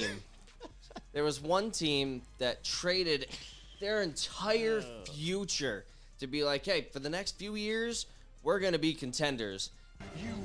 And that was the Broncos. They traded away first-round picks, second-round picks. They spared nothing, and they went out and got who they thought was a franchise-changing quarterback in Russell Wilson. And it just led nowhere. They got even less wins than last year. They go and get Russell Wilson. They pay Randy Gregory to lead their defense. He gets hurt. Wilson ends up getting hurt, but he doesn't even play that well under the offense they have given. That team way underperformed. A lot of people thought they were going to be Super Bowl contenders. They ended up as just kind of like a mediocre, not even a stepping stone. Stepping stone would be nice to talk about them. What do you guys think of the Denver Broncos and their great season? I've been telling you what I think about them. It's just when the analysts talk about them making it somewhere, Not really. I don't get it. I just tune it out. Because these guys are analysts for one reason and one reason only, is to get the needle turned. Hey, we're going to say these guys with the weapons he's got to be able to make a push now. These guys are going to make it in this AFC West. But again, I looked at the competition. You have a Derek Carr in that division. You did. And that's competition. You've got, Justin Herbert right there up and coming. You have Patrick Mahomes and the Chiefs. You see what they were able to do still, too. So what makes you think that Russell Wilson, even after the previous year of what he had done, or not really done for the Seattle Seahawks, was going to change your mind to say, this is the guy that's going to get us over the hump? Yes, times have been bad for you with having a Drew Lock and things like that over there, not having the quarterback since Peyton Manning, since you went out and bought and trying to go get a Peyton Manning to finally win you a championship, because before you couldn't draft one, and you still can't. And that's been the problem for them. So what do they do? They go and reach again and try and live on a prayer here, but where he didn't really show you signs that he was going to be that guy for you. They banked in early, put all that money down, put all their chips in, went all in, and now, boom, there it is. They just lost the pot. Yeah, and that's the thing, too, is like you brought up the analysts. They were saying, like, hey, now that the Broncos got Russell Wilson, they're going to the playoffs. They have a shot to win the division. And we didn't see it that way. Like, I know that was the reports being sped out there, but we didn't see it that way. Because when you look at that team, right, like we look at it a year earlier, they were missing a quarterback. Yes. They've always struggled to find the answer at quarterback, whether it be the draft and they miss, whether it be free agency. And now they do a trade to hopefully bring in a proven quarterback like Russell Wilson, even on a declining year with Seattle. Everybody kind of said, oh, it's instant success. It's going to work out. The biggest, and here's the other thing too, Cody, is like, I almost put Broncos down as one of my disappointing teams. But then I started to think about it. I'm like, you know what? I didn't think they were that disappointing. To be honest, I didn't think they were going to be as good as everyone else was saying. I'm kind of in the same boat. So my thing is like, with Russell Wilson, getting there and, all the hype that was around Denver. Yes, do they have weapons? Sure. Russell Wilson we seen what he was with this Denver team this past year. Yeah. But I would also say, too, is that Nathaniel Hackett as a head coach and offensive coordinator, he failed Russell Wilson as well. Of course. You Like saw I- what he did after Hackett was gone. I think Russell actually Wilson had a little bit of is success. capable of being a kind of like a managing quarterback at this point. Yeah. You know, he's able to do that. And now that they have Sean Payton, maybe that changes. But for this past year, and the defense kind of held them into the whole season. The defense was like the best part of the Denver. It was. Yeah. Wi- I mean, without- they and were averaging, 17 points a The game biggest against question, them for a while? the biggest question was Vic Fangio. Yeah. Not being there. Like, are they going to still be successful or not? And the answer was yes. It's the personnel that they have. You know what I mean? No matter who they put there, they're going to be okay. Denver, to me, like, they weren't as disappointing as some people Yeah, it was might just look going into. off of the but- average expectations. But man, here's what I'll say going forward. You committed a 5-year extension to Russell Wilson, who had a terrible year. Yep. You're locked in with that contract for at least 3 of it. And here comes Sean Payton. Let's hope, Denver fans, that Sean Payton is the recipe make for some magic. success. You can literally ask Jimmy. The day this trade happened, I walked in and I said, we're gonna look back on this trade and say this is one of the worst trades made in borderline NFL history. They gave up a lot to get this guy who the season before this, he had an MVP season the first half of the season. Second half was almost jokeable. And that's what we were going into. And then this team gives up multiple first-round picks, multiple good players. Shelby Harris, Noah Fant, giving up good players to get this guy to not even improve, to actually get 2 less wins than last season. This is a joke. This is just a joke at that point. I mean, you look at the pool of picks that they got and high picks. You look at the amount of players, starting caliber players that they got. And I'm not saying, the quarterback there was worth, that kind of value. But he was at least an option that they could have. If Geno Smith didn't work out, they had a Drew plan Lock B right there. Yeah. You know? Yeah. So, Hey, they had a decent backup. but luckily, Geno Smith panned out. Geno Smith had Geno an Smith excellent season. panned out, and now they have We'll a be top getting 5 into him pick. in the in just a little surprising bit, seasons. So Yeah. what do you got here? We talked a lot about Cody's pick there. What do you got here for you, Joe? I know. Last We talked enough disappointing. about I know, Cody's Cody's pick. pick. Yeah, Jesus. last Jesus. disappointing. Yeah. We should have all picked Denver at this point. Yeah, right. But anyway, I would say, to be honest with you, the Tennessee Titans. This is a Ooh, I team. see it. This is a team that last year was number 1 seed. This is a Yeah. team that was supposed to be crowned as this is the next favorable AFC team that's going to come in next year, having a great defense. Yeah. They have Ryan Tannehill returning. They added Robert Woods. That's kind of curious, but the biggest downfall was them trading away AJ Brown. Yep. Not kind They of lost their not playmaker. resolving that relationship there. It baffled me. I could not understand why. Here's a young, promising player. He wants to get paid like all these other receivers want to get paid. Pay the man. Keep him there. No, and then, what are you waiting for? On top of that, they drafted Treylon Burks, Yep. who I think A.J. Brown, if he was still there, and Burks, would have made a nice tandem. He's a good You know? complementary piece. Number Right. 1's a little different. Right, okay. All right, Cody from the Peanut Gallery. Shut up. Oh, okay. anyway, I'll go back upstairs. Here's but they had those guys, and then on top of that, they added a veteran in Robert Woods. Now, if going back to that, if they were able to retain Brown and sign Woods and do this, now they got a halfway decent offense. They should return back to one of these prominent defense. They should be able to maybe win the division in a weak division, and they should. Who knows what they could do in the playoffs? But again, this is why, to me, the Titans were one of the most disappointing teams in my eyes, because this is a team that showed promise last year, number 1 seed. That's nothing to frown about.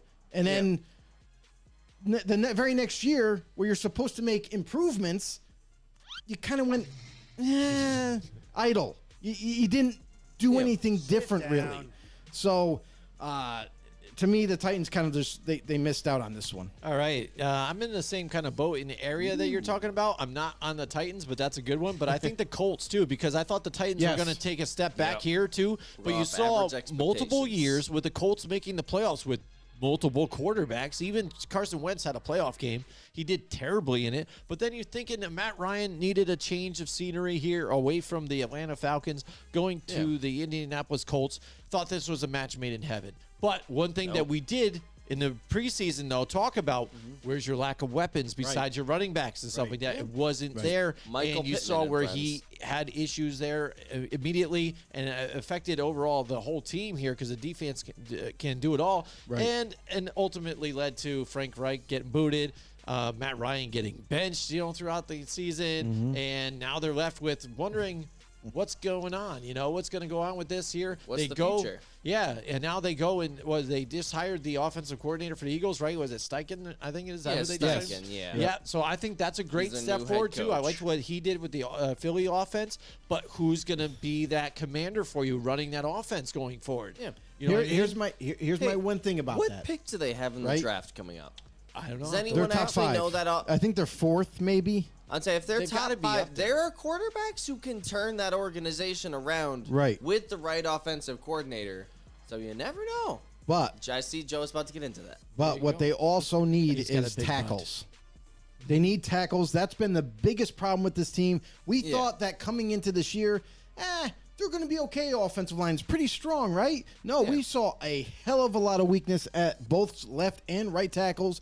Couldn't stop pass rushers, and that's what kind of rushed Matt Ryan and made some poor throws and what have you. Yeah, we'll just blame Matt Ryan. Jim touched on not having enough players, not having enough weapons to go to, and he's right because we talked about it before the week one even started. We're like, hey, they got Michael Pittman Jr. That's all well and good. Like he's an ascending player for the Colts, but who do they got after that? They got a rookie named Austin Collie, who they hope who can turn into a slot/second wide receiver option. Jonathan Taylor got hurt for half the year. Yep. So, I mean, that offense was, it was kind of on skates a little bit. Naheem Hines, We fucked up. And I will say this. I will say this as well. Yes. You know what else didn't help the Colts? What? Their defense. Yeah. Their defense, don't get me wrong, their defensive line is stout. Their defensive line, even their their- linebacking core. Their D coordinator plays predominant zone. He gives up too much yardage to my liking, and is not as aggressive. So I feel like that kind of hindered them as well. I mean, to blow a 33-0 lead, you Jesus gotta be Christ. very much not aggressive. You could have been aggressive for one drive and won that game, but no. I had to drink on that one. Yeah. I mean, Yeah. Oh, I know. was You a remember joke. that? I was moving that day. Yeah, that was the remember day that was Jimmy the was moving moving. day. You were watching that game We're like, while wow, having this dinner. game's over, and then all of a sudden, Stop watching at halftime. And they joked about it when we got back to the shops. Yes, that's right. Like, it was horrible. Yeah. You couldn't even do that in video games. That's how unlikely it is. Like, that's horrible. Right. No, That's like your controller dies, and then all of a sudden you can't get back to it at all. It's like there are no batteries in They'd the house have at a all. better, they'd have a Like, better oh, shit. chance if their controller died. Let's be honest. At least then they run the clock a little bit. All right, Cody. Let's go right into now. That was the disappointing part. Hold on. You know what? Surprisingly, I we're want- so happy after that. Okay. I want to just say one more thing about the Colts. You're disappointed one more time. Oh, So they're no. Hold on. So the disappointment the never new- ends. they're more disappointing. the new head coaching hire. Yes. Steichen. I don't see them Steichen. doing much. He's not going to do much. Depends what they do. Well, here's the thing. Nick Sirianni's the offensive guy. He's the offensive coordinator of that Eagles team. Yeah. And this is the problem that we've debated on the show So before. you're thinking he's like where the Eric assistants- Bieniemy almost to an extent? Yes, absolutely, Where he doesn't Well, we deserve the shall see. job Absolutely. because We Andy shall Reid's see. the mastermind? absolutely. Oh. Because it's Sirianni's offense. He's the one calling the plays. So when you hire an offensive coordinator or D coordinator from a head coach that's already calling one side or the other's plays, that kind of puts a big question mark. Like, how good is this guy actually? I tell you, he's got to get better at getting the play out there because there was in that Super Oh, my Bowl there was God. way too many. Yeah, and they were right my down to God. zero. And that's one every thing. That was single bad. play. Yeah. And if Every anything, play. too, That was bad. why don't the NFL just clarify the game clock then? You know, They have an there's extra just- second at this point. Why? Because do they've gotten every so play. relaxed to with this. Yeah, now all of a sudden it's been a thing. Oh, it's boy. like, why do we Saw the get thing. half a second after 0 now? When did this start being a thing? Because that's bull crap, dude. 0 is 0. And like Cody said, we know numbers. You count down at the 0, the ball drops, freaking Happy New Year, freaking in the video game, freaking you dump down to 0. 0 is 0, not 0.5. Right. And the one thing, too, is you saw a lot of problems in the Super Bowl with the crews resetting the clock. So they were horrible. All here's my thing. They were horrible. Here's my for thing. Being honest, All season long, this has been a problem. all season. It's just people just didn't notice it until the playoffs. it's magnified because of Super Bowl. Everybody's watching. So the referee crews, they need to get held in check on this. Like, listen, you had coaches and assistants going, "Hey, Greg, like, make the motion, reset the clock. What are you doing?" Yeah, but this should be easy. This should be the stuff that even like the college level. It's elementary. referees should It's elementary. know. Like anyone should know this. All right. Elementary. Excellent. So that was enough disappointing stuff here. Let's go into the. We're just always disappointing with the referees. Right? All right, now so surprise disappointing. teams, Cody. Let's go. All right, let's get us right into it. So a team that I thought would get better, but to the level they got was fairly impressive. I have the Jacksonville Jaguars as my number 3. I expected. Listen. We're not ranking. I Don't know. do that. I expected them to get better. You know, they went out, got weapons, they got blockers, they got more guys on defense. They made a lot of moves. You get a better head coach. I mean, anyone's better than Urban Meyer, but a better head coach. Yeah, did it? It wasn't a high ceiling on that one. Yeah, No, and very low. They, and they make the playoffs. So a very weird-looking team. You know, they started the season great, and they were horrible in the middle, and then they were great at the end. And you didn't really know what to expect. But you know, Yeah, what do Christian you Kirk think? overperformed. Zay Jones, in my opinion, kind of overperformed. It was a cool season to watch with the Jaguars. Yeah, the Jaguars, for me, again, I thought that was probably my biggest surprise. If we are ranking them at one point, that would be my biggest surprise because, again, I was looking for some growing pains. You had what you had last year. Yep. You're just looking at Doug Peterson is going to be able to take what they had and do something with it, unlike what Urban Meyer was able to do. That was one more thing that I was right again about. Urban Meyer, there it goes. He's a But there you go, Doug Peterson and these guys, and you saw the growing throughout the season, even too, getting some of those tight games. They played some of the good teams tough. Some of those other ones where they kind of, probably could have, should have won. It seemed like they kind of downplayed to them too as well. But some of those tougher teams, they really put it to it. And that's what you see with some of those teams like the Lions and stuff the same way. The Jags surprise, and the fact that the other disappointing teams that we talked about already dropping so bad that the Jags now pushed right across and took that division out of nowhere. Just as they thought, those teams should have probably been there, and they sucked so bad for so long in those couple of moments that, holy crap, we just turned around. Now the Jags just took the division. Yeah. What the hell just happened? You know what I mean? How did we let that happen? The Titans let it happen. Yeah, I mean, Jimmy, how much did you criticize the Christian Kirk contract? Oh yeah, before a bunch. the season and that's had the thing started. Too. But even still, the contract is what it is. But he wasn't like a focal point of the offense. No. They mixed it around a lot. Sometimes it was a big game for Zay Jones. Sometimes it was a bigger game for Marvin Jones. Sometimes again it was a Christian Kirk day. Yeah. Sometimes it was a tight end day. You know, it was just all over the map, and they just found a way to win altogether. So kudos to them, and then to make it so far as they did, and actually make it close against now defending champions again, or the Super Bowl champions now, the Kansas City Chiefs. Yeah, I mean, I would agree. Like the Jaguars, they were one of those teams where nobody was giving them a chance. Like we all not to do what they did. Listen, no, we all absolutely talked not. about. We talked about before the season even started. We talked about how we liked their defense, how young it was. Trayvon Walker being part of that defense. Yeah. They were going to probably take a little bit of an upturn on defense. They're very young. They still got more development to do. But we're like, that's a team. Time to build. That's a team that is on the rise, so to speak. They have a quarterback in Trevor Lawrence. They got Travis Etienne. They got some pieces around him now that I don't know how much of an upturn they're gonna make, but we expected some kind of positives. But we didn't expect what they were able to accomplish. They won the division. They sneakily were creeping up. They were creeping up as the season went on. You saw the defense play better and better every week. Yeah. Like they started to really, the chemistry started to blend. They started to play much better every single week, and we saw that defense kind of help the offense out. And here the Jaguars are nipping at the heels of the Titans, and the Titans are like, here, go ahead, have first place. We don't care. Yeah. We don't want it. We don't want to go to playoffs. And the Jaguars took advantage of it. And good for them. This is a team that is one of my surprises as well. Yeah. This is a team that I thought they were on the right track. And like we mentioned before, the defense was good. We expected them to get better. What we didn't know is how good Trevor Lawrence and the offense could get behind Doug Peterson. Yeah. That's kind of what we didn't know about. It And was excellent this it was a season. very quick marriage and understanding of the offense, and that's what Doug Peterson gets credited with when he was with the Eagles as a head coach, is that he has an offense that is easily understandable, it's executed very well, and everybody was on the same page. I mean, we see Carson Wentz post Eagles now. So we see the magic Doug Peterson was able to work while Carson Wentz was there. I mean, that was a train wreck to begin with, but He had a season.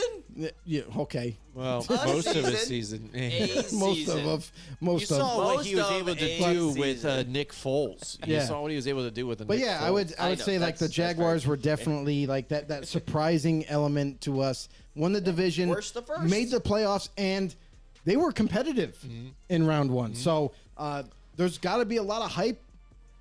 Jaguars put it together yet another offseason, another good. Maybe you add some more free agents. Do have a good draft. And who knows? Maybe the Jaguars will be winning it again next and year. get an actual number one Hey, receiver. I wonder if Eagles fans are even saying now that they lost the Super Bowl. It's like, if we only had Carson Wentz, we probably would have won that one. No, No, I don't there's think they no were way. saying. No, I no, don't know. definitely not Unless saying they're doing that. some hard drugs. the way Not they all are. saying that. The way they are sometimes, Honestly, man. Like, some honestly, of them miss them. Here's It's the thing, crazy, dude. Here's the thing. Jalen Hurts, we got to give credit where it's due. He Jalen didn't have Hurts a bad game. played an amazing game in the Super Bowl. His first time in the big dance. Yeah. Able to kind of hold it together, didn't get frazzled even after the turnover. Like he was very calm, cool, collected, and that's kind of been the thought process around that locker room. There's like, hey, he doesn't get rattled. He just doesn't. Yeah. And it was a display on the football field right there in the Super Bowl. Jalen, you did a great job, bro. And who knows? Let's see if you guys can make another return. He's been through enough controversy in college. He had to deal with, I'm the big man on campus, and then getting benched and having to switch teams. So he's been through his fair share of adversity before he even got to the NFL. Just losing this game, I hope that we see him get back because he played excellent. He will. put up 34 points? Like, this ain't your fault. No. You played a No, great no, no, game. yeah. This No, no, no. ain't your fault. Your defense Yes. needed to have your back Yes. a little more. Right. Like, you played a great game. I really hope we see him back because this was a great season to see by him. He will. Passing, throwing, he was great. Everyone just called him, a running back like they called Lamar for years. I hope we see him back. Don't label me, Cody. I never once said that. I said, I guess you're technically everyone, but God damn I it, don't- Cody. Yeah, I don't what the think hell you've are ever you said that to me, smoking? Joe. What the fuck are you saying? I'm going home. You just lost your point. Oh, well, my point's gone because I brought up Lamar. Hell yeah. Listen, if you're part of this fucking massacre of NFL knowledge, do us a huge favor. Go over to YouTube, search yourself Football on the No Show. There you go. Help us subscribe. Hit that subscribe button. That's going to be a huge help to us to climb up that ladder, that algorithm. Make sure you hit a like, comment down below, share the video, do whatever you can to help us blow up as a football community. You can also Hashtag follow us know-it-alls. on Facebook and on Twitter. Our handle is at FB_no. Make sure you do that. And hey, anybody on Twitch, I know I kind of left you guys out for a while, but listen, thank you guys so much for tuning in. If you are tuning in, make sure you hit that follow button. We are here every Wednesday night talking football and having a great time. That's what it's all about. Yeah. Also, anywhere you can get your podcasts. That's right. For a limited time only, you can take us on the go with you. Limited time only. Football on the No Show, we're ready to go. So make sure you hit the follow button there on anywhere you get your iTunes, your Spotify, what have you.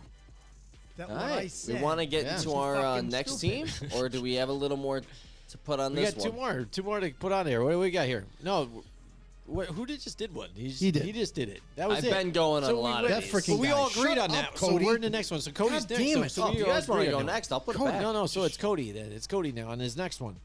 I haven't Oh, even done- okay. I didn't- Okay, I I'll haven't keep even it done going. I think what's happening now. No, how about Joe do this one? Because he did his other one, and then we agreed. How about Joe do something to see if we all. So many. I don't want to. Well, what? I don't want We'll to. just keep going back and forth. Just keep. I don't feel like it. Like we're window washers. I lost the moment. This All is right. my favorite point of the show right All right. Okay. Well, how about this part? I'm So, just gonna go into this. Why one. don't you say something? I'm Pick gonna. a team. I don't think I've said enough. I guess. I don't probably. think you have, I'm just letting you besides guys do making your random thing. noises I'm and just chilling and I'm just bullshitting thinking to over there. myself. I'm just like, just because I can't verbally speak on my own, so I just let Yes, the you computer can. do it Be for curious if we agree. Don't lie. Is over here, but I should. know we're gonna agree on again. Probably I on hope not. all of these. Probably. not. So again, Most that's of why I them. think all three of us should say one here too. So I'm gonna go with this one because I know Cody definitely is too. Of course, Cody is. But we're gonna go with the Yep. New York Football Giants. Oh, they were my number and one. Definitely not surprising at all. And Brian Oh, Daboll it's again. I don't know why you guys thought Brian that. Daboll again because we saw a different type of Ridiculous. a carousel of coaches in the last year. Who would say that's or last couple surprising? of seasons rather. Shermer to I mean. I don't want to bring that guy up. Yeah. Fuck That's that how- guy. that's Shermer how far didn't back- exist. But McAdoo. I mean, We all just those black out ones those that- years, I mean, for this being is what we're honest. talking about. We're talking about since it's Tom Coughlin left. You got Ben McAdoo, you've got Pat Shermer, and then you've got freaking Joe Judge. And that's what we've been dealing with. That's why we've been bad for so long. But now you get a Brian Daboll here, and you're hoping again, because you've heard a song and dance before. Oh, I'm going to go here, change the culture. I'm this guy, blah, blah, blah. And to see it actually portray out on the field when not only do you not have you don't even have your starters there, but you have backups and guys you're pulling off the street that might have Hobos. even, hey, I think this Yeah. guy played for Buffalo with me before. I'm like, yeah, I think you know the system, right? You Hodgins can was think on the practice okay. squad. Yeah. Hodgins Boom. was on the practice squad. That's all you need to And that's do. right. Yeah. One It's thing like, I want, dude, one thing I want to say too. is Sure, what- just when I get a chance to talk, yes, now you want to now I just wanna bring up barge a in. point and just But barge it again. I one get thing it. that Whatever. it goes with that's what you're just comes saying. naturally. to So me. I get it. the thing I'll is just be too quiet is over like here. what I was surprised about Sure. is not adding Cole Beasley because he was a Buffalo Bill. Yep. I'm surprised Right. that they No, didn't yeah, add yeah. him Yeah, yeah. as a receiver. Right. I thought that might have been an opportunity too as I well. thought so, I agree too. with that too as well. But yeah, I think that's again now winning the coach of the year too. I mean, absolutely. But I thought Deservedly even so. I thought even Doug Peterson deserved probably it. deserved that even a little more of what they were able They had to a do. better but, roster. but absolutely, I mean, and that's the one thing about that team is that nobody can honestly say, like before week one We happens. didn't even expect him to make an improvement. Shut up, Cody. I'm trying to talk here. Okay, I'm going home. Well, But- yeah, when you're talking about guys that are like a One thing- Richie James, Listen. Richie James, and like he said, even too, these Yeah. guys no namers, and we as fans are like, oh man, yeah, Richie James, or oh yeah, this guy like Hodgins, yeah, like the I household mean, that names happened now. after. I know that's not the something that's that crazy. That's but I'm sad, saying but- pre-week one. Yeah, like any Giants fan, any NFL fan, I don't think anybody could have ever anticipated like the Giants having a winning season or having a season to where they make the playoffs. Nobody saw that coming. yeah. And that's kind of like I feel like that's why Brian Daboll, like you mentioned, won Coach of the Year because look at what he did with nobody. hobos. Yeah, yeah, They're yeah. literally hobos, like That's- guys that were that's off the hurtful now. streets. That's just too much. That were just they didn't even have a football team. They end up picking these guys up out of nowhere and saying, "Hey, you played in the arena game, right? Yeah, we like you. Bring him in. Hey, you played for the University of Houston, didn't you? Bring him in." Like there was all these things that were happening. Like, hey, they're just trying to figure it out. Yeah. And with Daniel Jones, first year in the new offense, and for them to be able to accomplish not only making Daniel Jones a better quarterback, Of course. but also utilizing what they had in a skeleton crew to become a winning team. Come true. Yeah, I mean, this team didn't make a lot of impactful moves Shut up, in Cody. the offseason. They grabbed some offensive linemen, No one cares. that's cool. You have the ring. They released James Bradbury because they had to for Money cap reasons, space. yeah. See your He ends up on the big as Eagles. mine. But Is it? You know, we downgraded as a roster. You know, we got worse. And all of a sudden, we're able to make the playoffs. We're able to even win a playoff game with our number one receiver being a guy who was on the Bills practice squad. How'd you do it? I don't know. It was magic at that point. It's not Great magic. to watch. So we traded our MVP, you know, Kadarius Toney, as you'll ask, like Travis Kelce and them. But it was great to watch. You know, I hope we can retain Daniel Jones, and we'll see if we can retain Barkley in the offseason. I think he should be your quarterback. Close to record-breaking money. But, you know, as a Giants fan, for the first time in years, I can look forward and be like, oh, you know, maybe we'll have a future going forward. Maybe we'll look better than, you know, 5 wins in the bottom of the division while my friends who are Cowboys fans make fun of me. Like, I can finally have a little hope again. Yep, absolutely. That's the thing, is you're not the embarrassment anymore. The Yeah, for at Washington least a year. Commanders are there. We had the Washington Commanders in that division, so now they are the embarrassment. Sam Howell's the future. That's all But we need to hear. even with them though, again, we saw what this division did. You know, how about that? Even if you wanted to encapsulate divisions, which was the most surprising or even disappointing, Yep. this division has got to be surprising altogether. Even the NFC you know, beasts. not counting the Eagles, but you know, with what you know, Commanders were able to do by switching different quarterbacks, they went and got Carson Wentz to be their guy, and it got shut down immediately. You put Taylor Heineke in, and success comes their way. Holy crap! I mean, whoever would have saw that coming? They Oh, should have us. kept him in us. all Yeah, season. yeah, that's right. They Yes. should have kept him in all Cody, season. what the fuck? Shut up. Oh, Yeah. okay. God damn it. Jim's talking, I'm and you just come sorry. in here and Well, interrupt. they're- I don't know damn what it. to do. Should I just walk home at this point? Jesus. Continue, Jim. Man, the drinking done now. show is Oh, okay. brutal. I'm done. But yeah, you know, I mean, I would say the same thing. Like Commanders, like, what were they thinking? We talked plenty of times throughout our show about what were they thinking with Wentz being added to that team when they already had a Taylor Heineke, Yeah. a guy that was That's not enough. just as good. Cody, shut the fuck up. Yeah, you even get the guy, but then guy you that was all of a just sudden as good. trade, you give away trade. You gave away a draft pick, and you had a guy who was just as good, maybe even better, at that point in his career, and you know that's the guy that was winning you games. Then they did this funky thing, like later in the season, we're like, hey, you know what? Let's bench Heineke. Wentz, you're healthy. Go back in. Show us what you got. You got nothing. Okay, Wentz, get out. Heineke, go back in. Like, and this is all when they were in the running to Yeah, possibly get a playoff Get a appearance. run. Yeah, it's like they botched it on purpose. Ron Rivera, what are you doing, bro? Like, come on. So, I mean, nobody got time for that. One other thing, I'm just going to mention it real quick. One of my biggest surprises Okay. Yep. is the Giants. Yeah. All right. Well, That's right. wow. It Hey, was. there you go. And the, Damn, the I would have never I know, guessed that. I know, you would have never guessed that. Neither one of you would have guessed that. I would think I would What have guessed that. a new coaching regime, no real players. Like no targets, no weapons playmakers. besides Barkley, besides Daniel Jones. Like the offensive line was even in question. Yeah. And then defensively, we knew they were pretty solid before, but we didn't know the changes that they would go through and if they were able to. Well, to even they were accomplish what they okay, did. but then the losing fact that they had to lose Bradbury and some of these guys. So then you weren't Right. saying we were expecting they were going to be like, can these guys that are left over step Right, up? Because right. that's what they would have Right. had to do. Exactly. Like Exactly. Fabian And one Moreau. bright shining spot, Fabian Moreau for one, but Xavier McKinney, since he got in there from Can being we- injured in his early rookie season, Xavier. since he's been on there, been amazing. We got to talk about my boy Adoree Jackson. Yep. Adoree Jackson Yeah, was yeah. good. Yeah, yeah. Adoree Huge Jackson kind season. of fulfilled that secondary. You know, that's Yeah. kind of something they were missing is that I mean, other his- corner. His first season, he wasn't, spectacular. Shut up, Second Cody. season, I want to hear you. second season, he came I don't care on. what you have to say. I was All right. very happy with his progress in the second season. All right.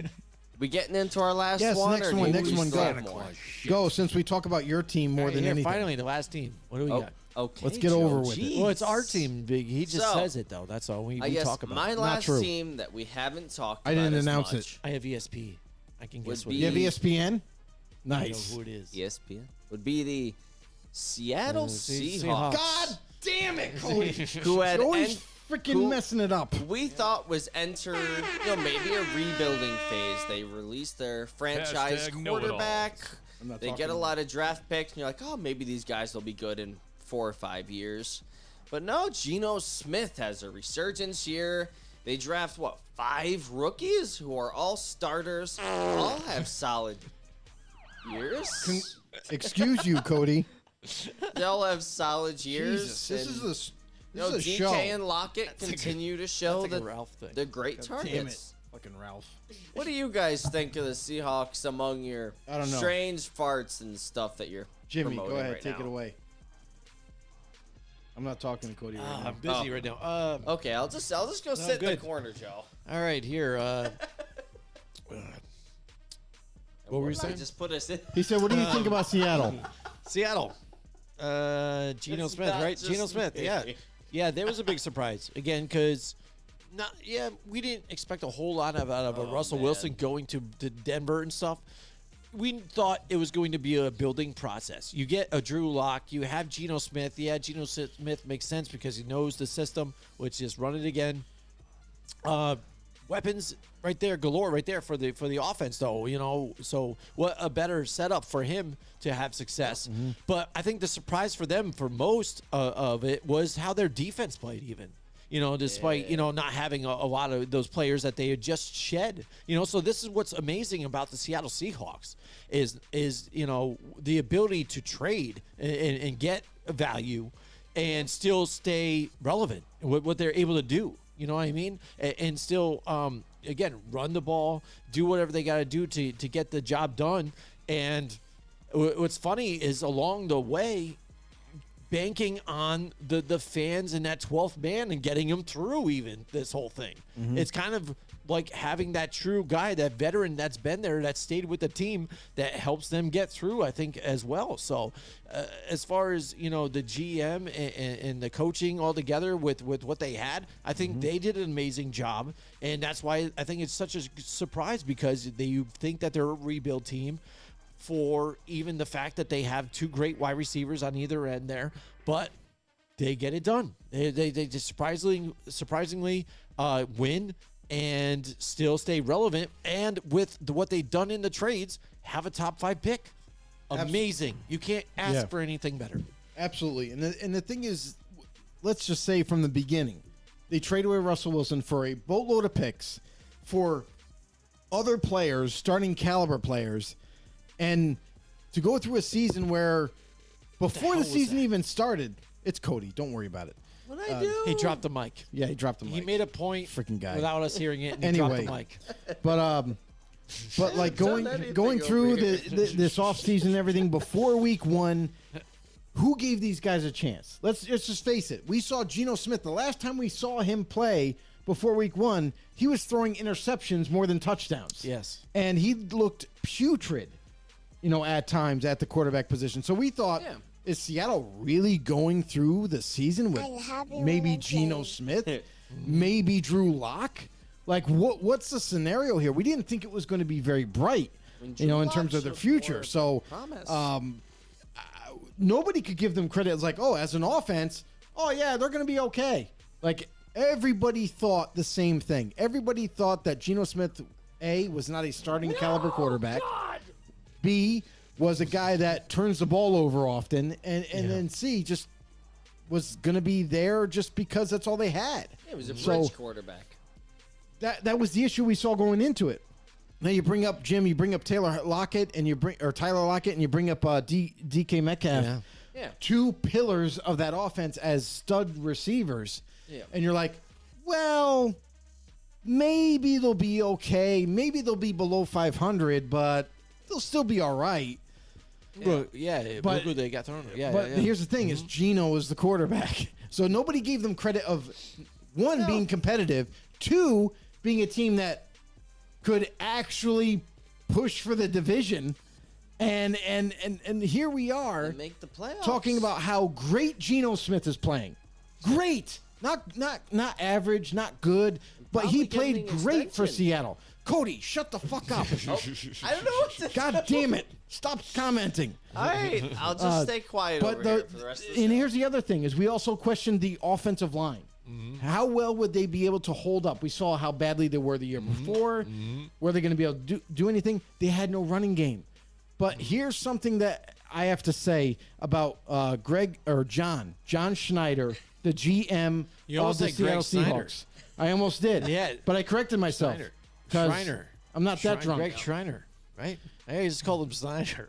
John Schneider. John Schneider and Yeah. Greg I Schreiner. gotta remember That's this what for it next year's draft if there is one. There we John go. Schneider, here's the thing is he's got to get credit because this is an organization that not only have they had their fair share of finding somehow, some way, they do an amazing job of scouting. They do an amazing job of finding guys that out of the undrafted free agent heap, and they turn into be these like solid starters or guys that kind of blow up in the NFL. In terms of drafting and what have you, they did a miraculous job with this year. Like this past offseason, they hit it out of the park. You know, the corner Woolen, Tyreek Woolen, who I was saying it before this. I was shut up, Cody.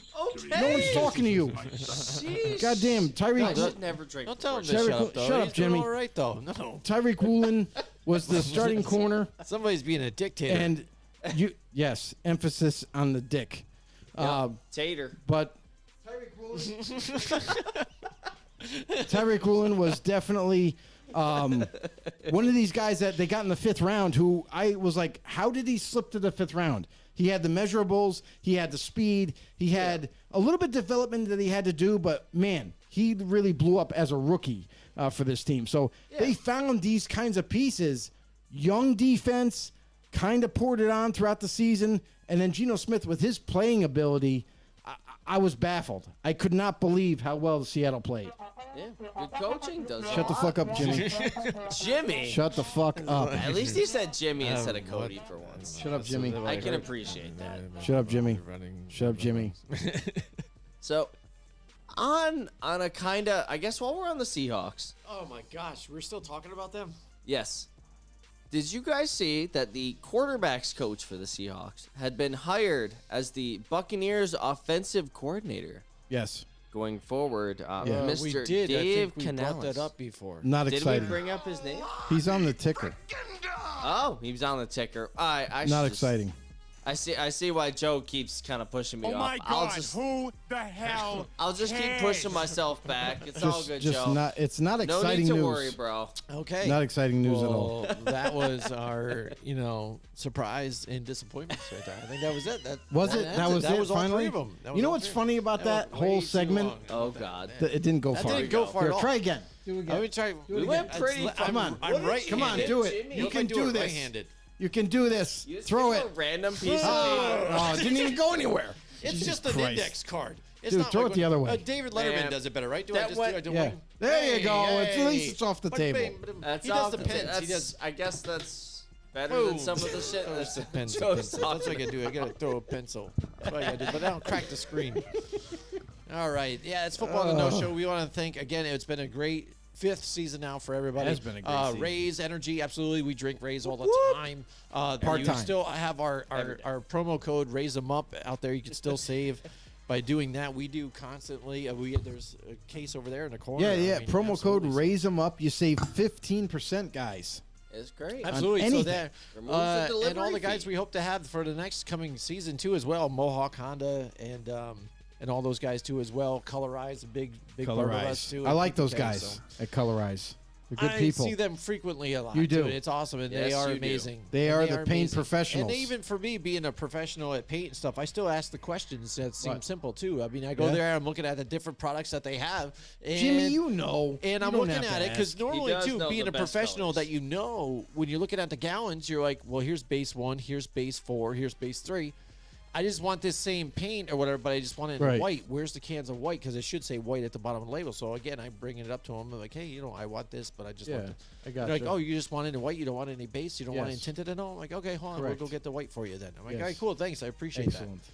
And there you go. And they already like know it. what to do. You tell them what But- color they want. They know what base to use. Bang, dang, it's easy. I don't need Colorize. I got There you Jimmy. go. There you go. Jimmy knows what he's Absolutely. doing. Hey, Absolutely. you got Jimmy. He knows all the facts. There we go. The facts are the facts. And so next Who up, else we got? There's still, the news that's been going on too is Derek Carr. There's a lot of news in the news now again, and, a whole because lot of he news. did. Isn't it funny? No, what does that think now about the Raiders, or Fuck is them. is it about the Saints here? Because he went and said, "Hey, I want to go visit the Saints." Talk to the Saints and says, "Yeah, no, I'm good on that."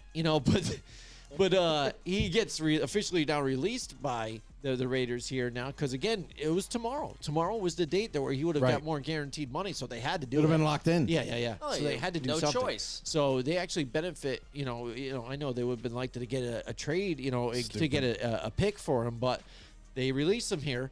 And the Saints are still shopping for this guy, even though he's openly said, "Yeah, no, it's No, not a he deal," didn't. He but- never said no. Like here's the I thing. heard he wasn't. Here's the thing. but- Yeah. No, here's the thing is that whole situation with the Saints, the only way they could talk to Derek Carr is if they agreed on compensation with the Raiders.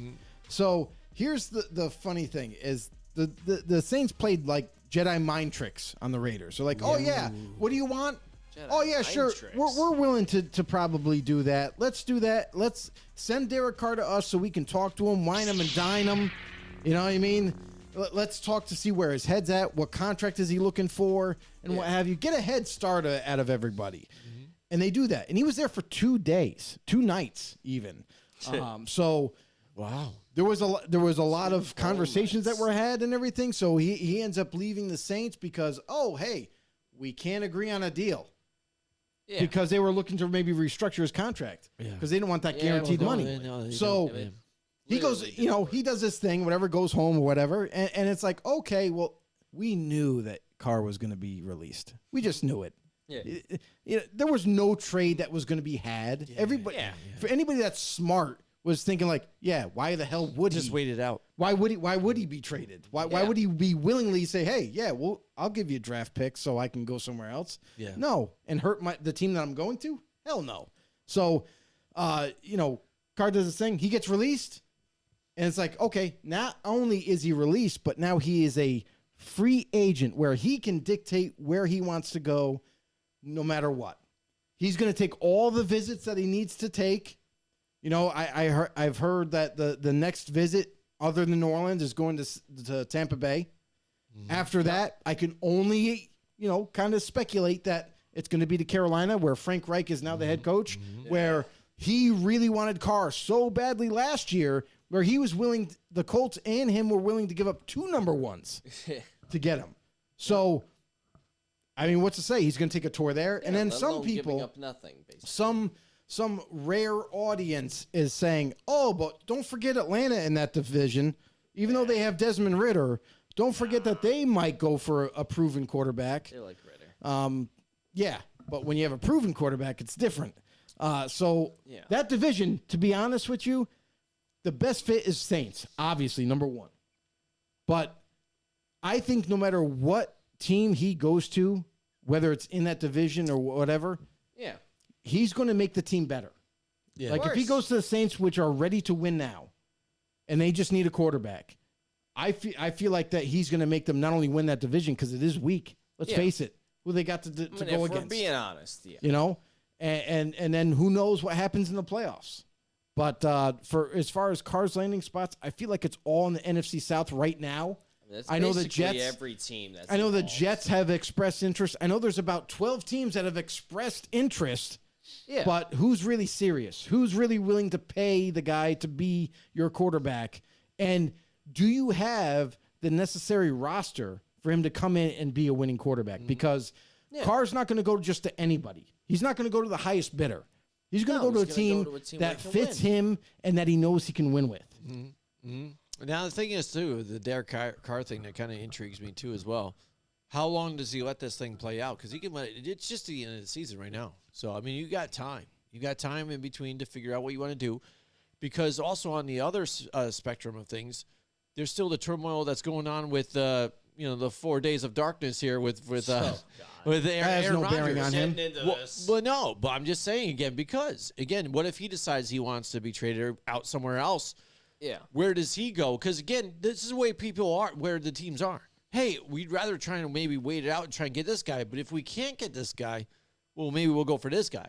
Because Right. a lot There's of a times, plan A and plan B. Because if you put the two guys next to Right. each other, I think some teams would pick Aaron Rodgers over Derek Carr. I mean, Maybe. it's got to be. If You know what I they're mean? ready for Maybe. immediate I'm just saying success. again. So then there are some that are going to jump ahead of it. They're saying, Mm-hmm. "Hey, maybe we're not waiting around for that bull Right. crap. We'll just go ahead and do this. This is what we're going to do." Right. But some are going to wait it out, and then if we don't get him, what are we going to do? Yeah. I.e., I think the Jets. I think the Jets think they're all in. They're going to try and do what they can trying to do here to get Aaron Rodgers to woo the Packers, whatever. Try to get him there, and then they're going to try and find a guy. But I think Derek Carr is going to be snacked up already, and it could be by some of these other teams. Right. Again, Yeah. Carolina is a good team to bring up to as Saints. well. Saints again. He probably now that he gets a chance to pick, Yeah. it's good for him because then he could try and find a team that can win. Right. It could be even Tampa Bay and stuff like that too, because they could have a be lot of Tampa. good pieces there too, because they aren't that far off. I'm Right. just not sure what the formula was. I don't think it was the fact that it was Byron Leftwich. I don't think he was the problem last year. No, not even at though all. they want to make him No. the scapegoat behind it No. all. But they have a lot of the same Scapegoat players each that they other's. won the Super Bowl with. You know Right. what I mean? And they're good key players that if they just get that quarterback to get them over the hump, I think would be good for them. But I mean, there's plenty of other teams out there that are looking for quarterbacks here. Yeah, there's I mean, even the that's the Colts thing. at this point too. Yeah, the You know what I Colts. mean? The Colts, I would think, are in the kind of lineup, so to speak, Yeah. for car services. It's a catch. But when you're this. competing against teams that are probably more ready to win now than you better be willing to offer up something that no one else is able to provide. Whether it be money, whether it be, hey, this offseason, this is our game plan. We're really going to add weapons. We're going to add better tackles to help protect you. You know what I mean? They got to come up with a game plan to present to Derek Carr and his agent and say, hey, we're the best, destination for you. And until that happens, Carr is already stated that he's going to take trips. his time. He's going to take his time. Yeah. But with that little asterisk of saying, I want this done and over with. Like, I don't want to be hanging out till mid free agency or early free agency until I find a team. He wants this done before free agency. So teams that are actually serious about obtaining Derek Carr better get in line and get in line early, because he's looking to get a deal done now. And if you kind of lackadaisical, kind of slip a little bit and are not there in the line waiting for his services, then you're going to be left in the cold. So Derek Carr has already stated that he's going to make his tours, and we've already got a destination right now. He's going to Tampa to visit. Yeah. And I can only assume that Carolina with Frank Reich there is going to be the next destination. And then from there on, we know that Washington's curious because obviously they've been searching for a quarterback for like a decade. They got Sam Howell. And Cody, this is why we you tell forgot to about shut that. up. You forgot Future about that. quarterback. Yeah, that's what their thing was too. You talked about them go to Carson Wentz stuff. They actually went to Sam Howell at one point. Yeah, and saying that's their when you future. Third string know. rookie. That's when you knew they were just like tanking. Like we can't be in the playoffs. We Cody, can't do this. we have any comments? Let me see. I don't think we got any yet. Oh, wait, holy there's crap. a new one. Sorry, I don't even must know have what missed time that that was. one. Sorry, we apologize for that. There's a little bit ago. Switching grant. Oh, okay. well, Did this Jimmy, person- you can read this We need to one. get You rid of got them? it, bro. No, We we're need to not get gonna rid of read them. this one. Yep. This I is can gonna read be, this one if you want. I should have known. We have when to report her this name was to the Latoya. authorities. Yep. This is But Oh, that's a lot. let's see what she That's- has to do. I don't know Maybe if she that's can as help much out one of football these related. teams that are in salary cap problems. But God. how about the Report it. Ravens? How about the Ravens? You know what I'm saying? Let's see what happens with that situation. You know, Yeah. Lamar Jackson, because I know Cody had talked about the before fact we get that too far ahead to What? the Ravens, yeah. you mentioned Aaron Rodgers and Yeah, yeah. what his destinations could be like. Right now, reports are saying that it's just two teams right now interested, and that have Into doing that this have already, to called, call like the actually Packers. physically called the Green Bay Packers is the Jets and the Raiders. Raiders. Oh, okay. So yeah, yeah.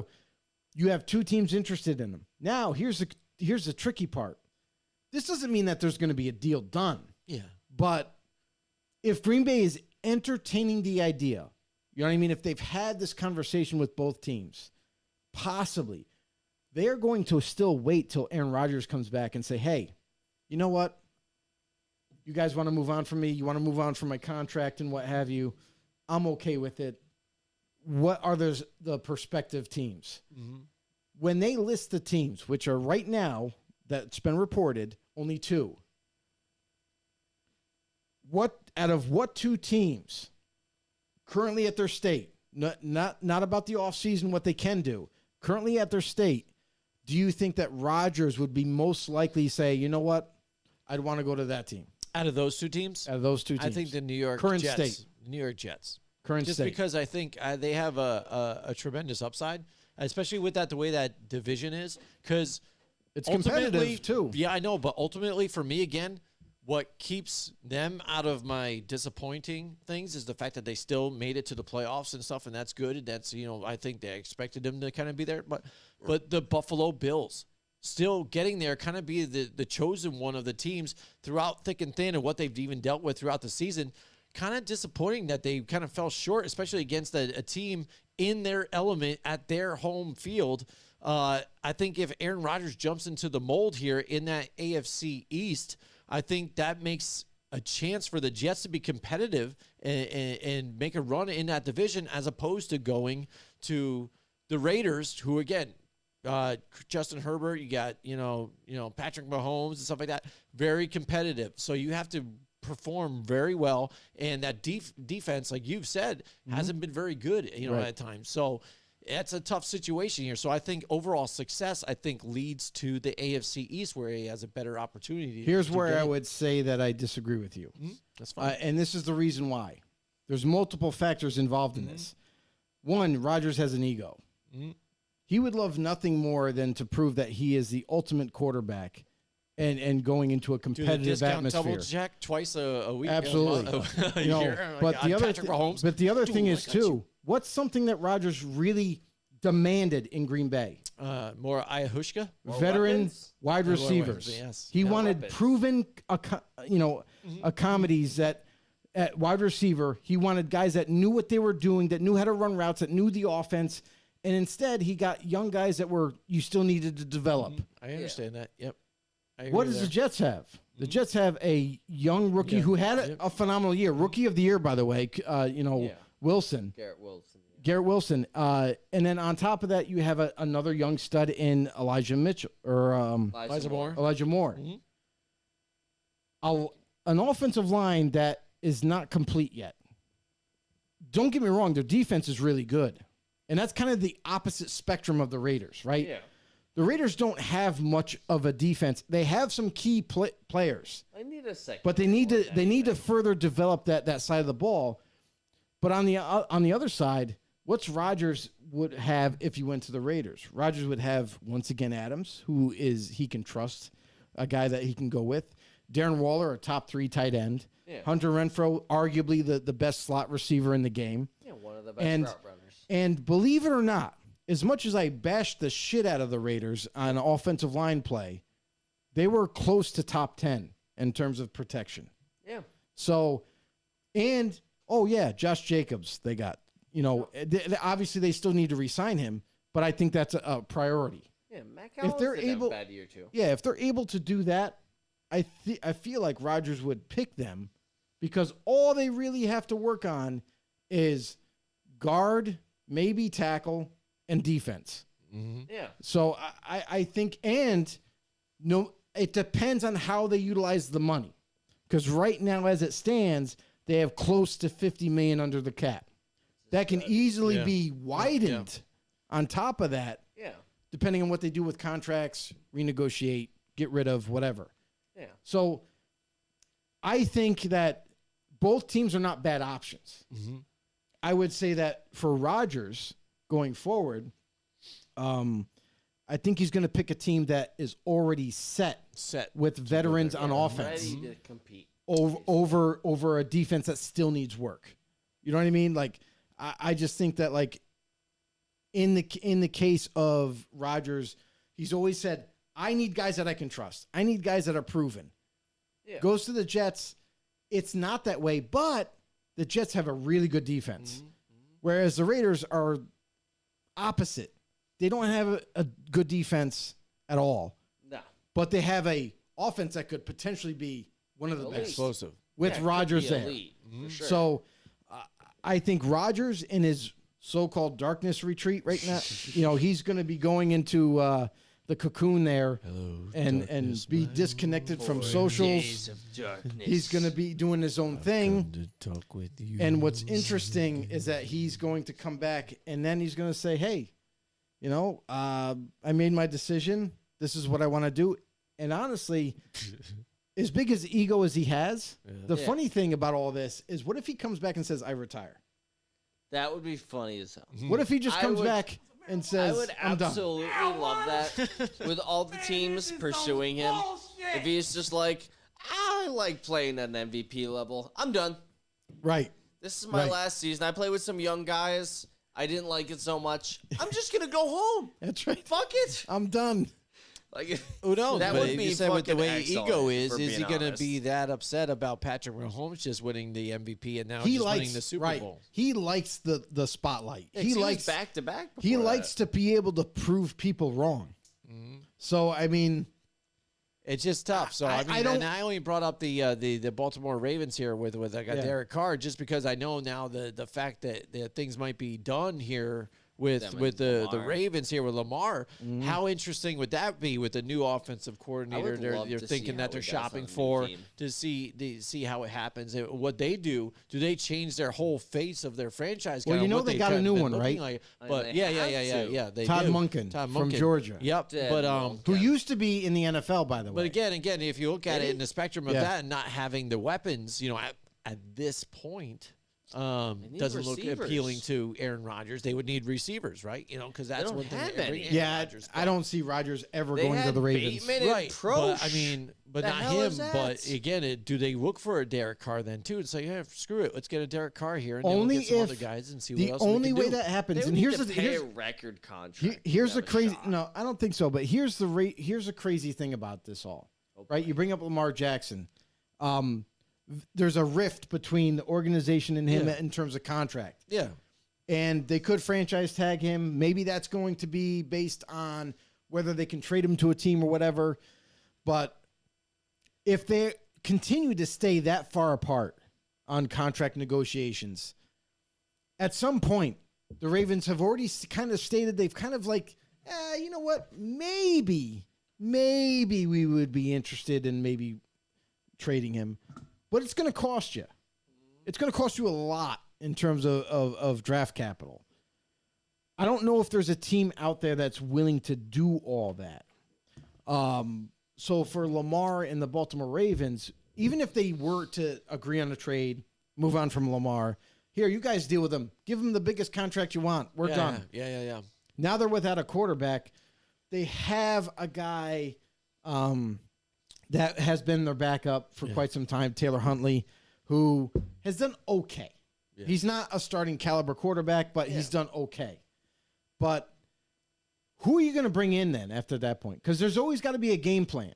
If you decide to move on from Lamar in an offense that's been created around Lamar, Well, that's what why is I your think next you look at move? these Their run tiers, first and that's QB because- in the next draft. huh? Their run first QB in the next draft. I haven't looked yeah, at but the run next do they, draft first? class but that why much. did Anthony but why Richardson. go that way though? Anthony Richardson would be your guy. That the Florida guy? Yes. Okay, I know who he is. Anthony Richardson would be your guy then if he was your run first. Yeah, but why go that route? No, You've it'd be only gotta terrible. win- It hasn't Guy can't throw. worked. But why go run first when that's what you've been sticking with, and that's what Greg Roman did, and apparently new they don't guy. like it. They have a new guy, so why not change the whole face, the whole facade of what you've been doing? But here's the thing, is they hired Todd Monken because he's similar to Greg Roman. Yeah. What's That's the point? reason. Someone who can Because they're handle a trying to run keep first Lamar QB. there. That's the whole point. They don't want him to leave. He's a proven quarterback for their organization. So, yeah, he might not lead all the stats as a quarterback in terms of passing and touchdowns and leads QBR rushing. and all that. Yeah. But at the same time, there you go. like that's their guy. hasn't even They played, don't want to lose him. I mean, he'd have You to know? play, yeah. It is He what it is. barely played half the season this year. So, Yeah.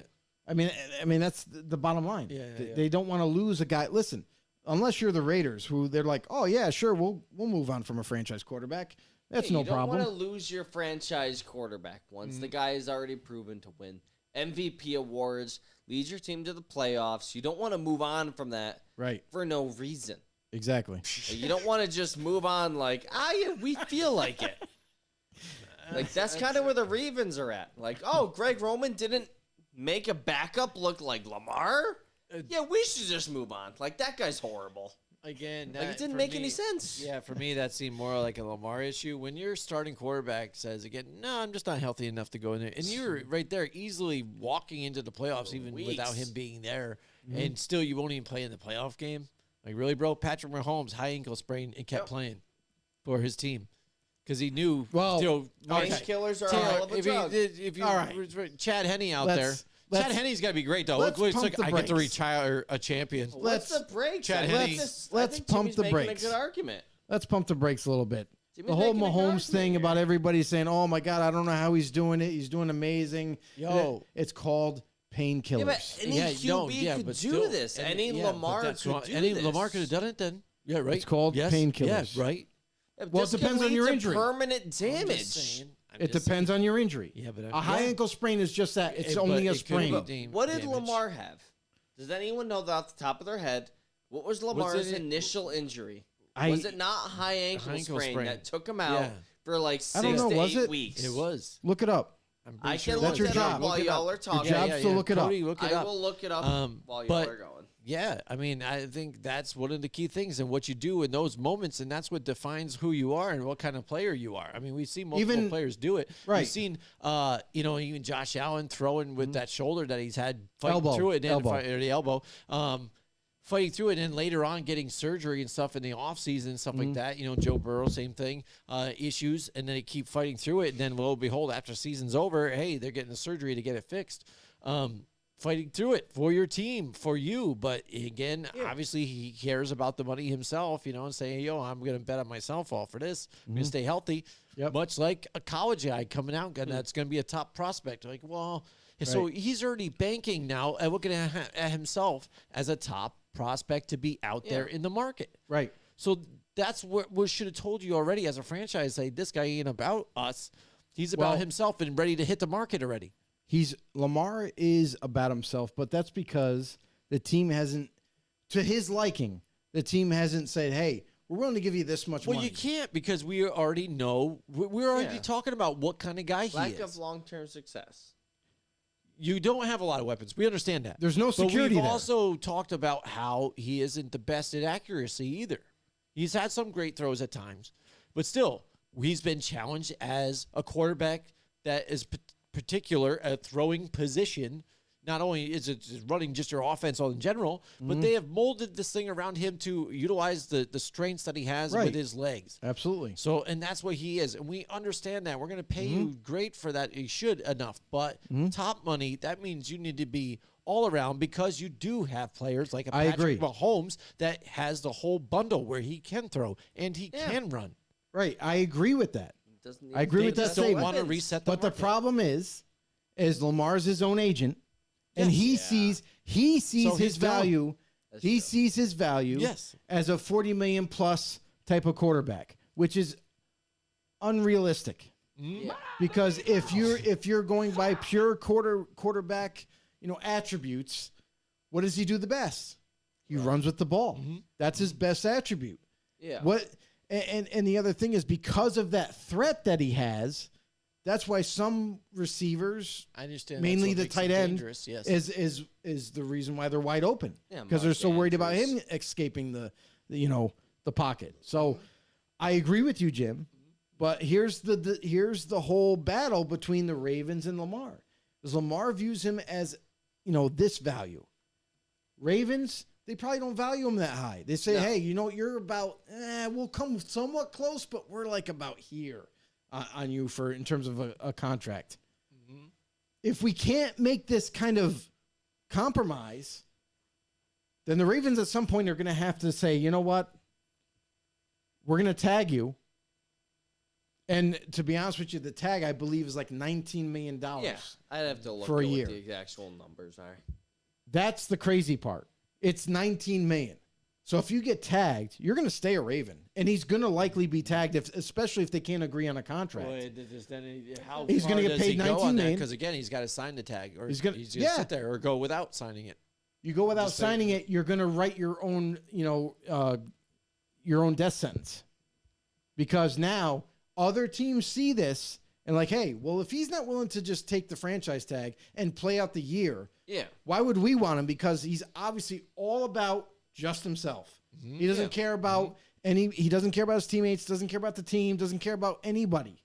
So if that's telling and that shows him, we've seen this song and dance before. Oh, yeah, absolutely. Le'Veon Bell Le'Veon was Bell like was one the of biggest one. one of the biggest ones where he just kind of held out. You know what I mean? Sat out for a while. And then he came back, and then it was like, oh well, and then nobody wanted him. And the You know what I mean? mediocrity with the Jets. So same thing could happen to Lamar if he's not careful. He needs to think about this. He needs to be You smart. get hit into the mediocrity level. Cody, what did you end up finding out about that? Was it the high ankle So sprain? what I ended up finding was Lamar viewed his high ankle sprain as a grade 3 level sprain, which is high. We can't you can't play through that apparently. No. But can't. you see a guy like Pat Mahomes who is willing to jeopardize his long-term future. Like, I'll just take a bunch of painkillers. I want to win a Super Bowl. I don't care what it takes. I'll What grade- take whatever painkillers What it grade was takes. Patrick My Mahomes? thing is, what grade is Patrick Mahomes then? Oh, I don't because even it- know it if that definitely was the matters. least. I could Is he smarter than a I fifth could grader? It try definitely to matters. find it. I don't know if that even is If a it thing is a thing. online It- other than a high ankle It sprain. definitely matters. Here's the other thing that I'll say. I would like to see it. I'll for bring sure. I'll bring to this discussion. Yeah. Is forget the grade. Yeah. Lamar Jackson standing on the sidelines. If you're in that much pain, you're not standing very much. Yeah. And what I noticed is as the year closed and playoffs were right around the corner, maybe Baltimore makes it, maybe they don't.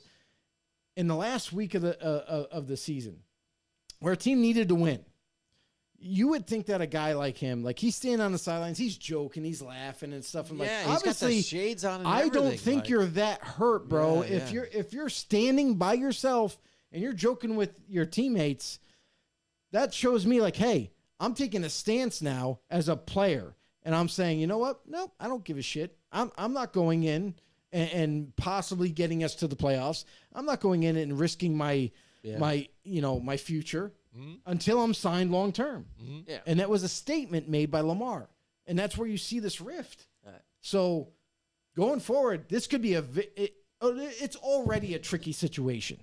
Yeah. But on top of it all, where is this going to lead Baltimore? Because they want to keep him.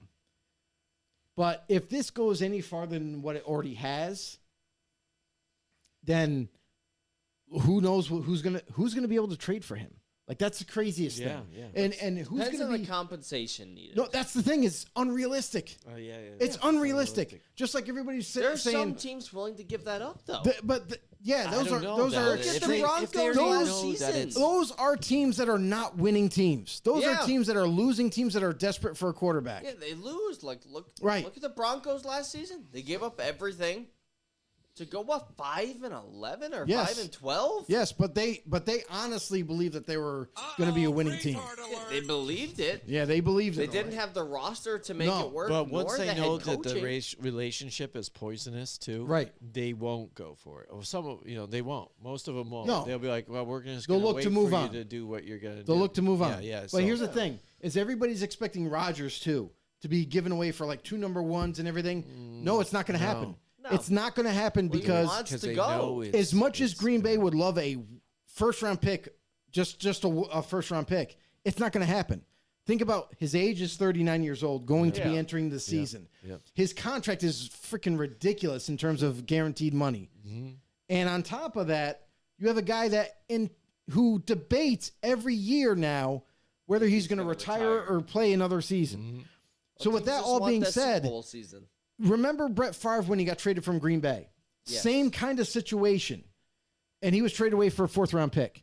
I've been That's talking kind about of this. that's kind of what I anticipate Rodgers being traded for. Is a 3rd at the highest, 5th maybe the lowest. Like, I don't getting expect him older. getting traded for a lot at all. And it's almost like a 1-year rental. Whoever gets him, if he gets traded, you're just be mindful that he might not continue his career after 1 year.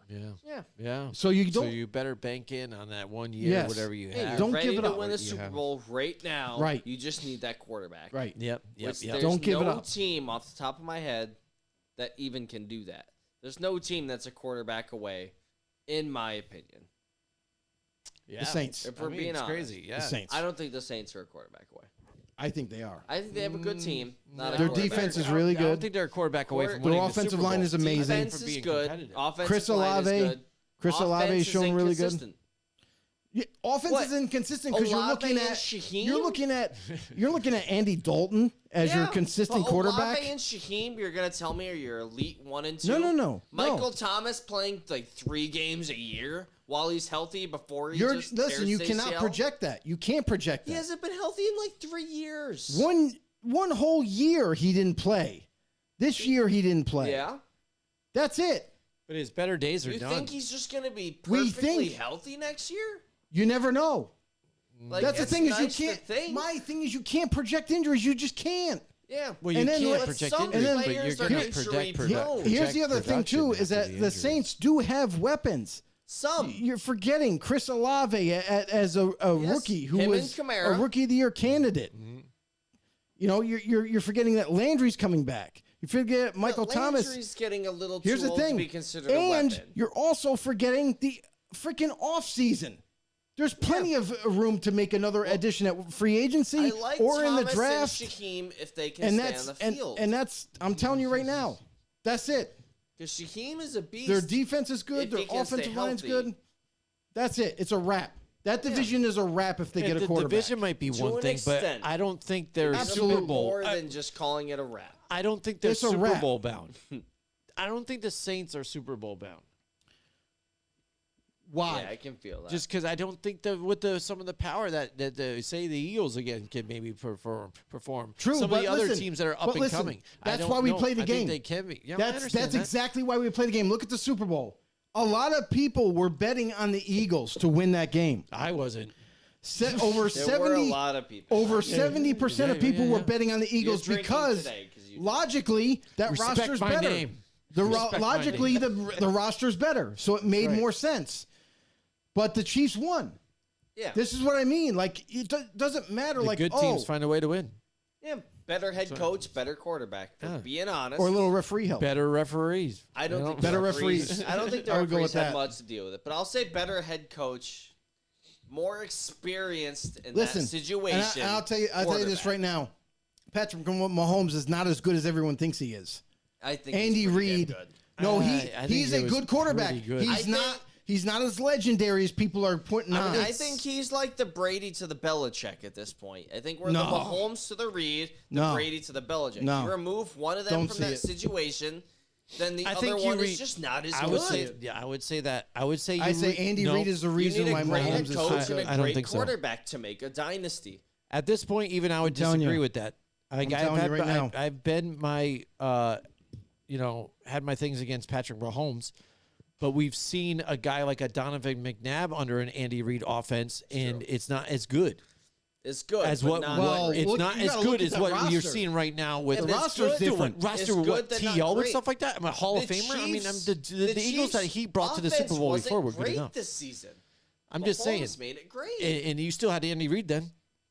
And that Andy Eagles Reid's the offense difference, was bro. amazing. No, I'm he telling you is. right now. He I'm is. telling you right great- now. He is. He's a Mahomes great would not coach. be as good without Andy Reid. I'm telling you He'd right be- now. He'd be great. I've seen Not plenty of amazing, mistakes that he makes. Great. Well, I know he makes mistakes, and a lot of people Plenty. do. So Joe, I think the issue that you're having is the same thing that we had issues before with like a Tom Brady, where the narrative is painted where it is. Yeah, you remove No, Belichick, you get- and no, it's not not at all. The Yeah, I same. think you it think, is. Not at all, you bro. think Brady in his prime Not at all. is great with a horrible coach. Because they're already trying Not at all. to That's label the kind of him boat you're as going in. they're already trying to label him as a GOAT, which I don't think you can do any of that. No, But it's I too early think in his career. Overall, as a Way too player, though, early. I think he is a tremendous player.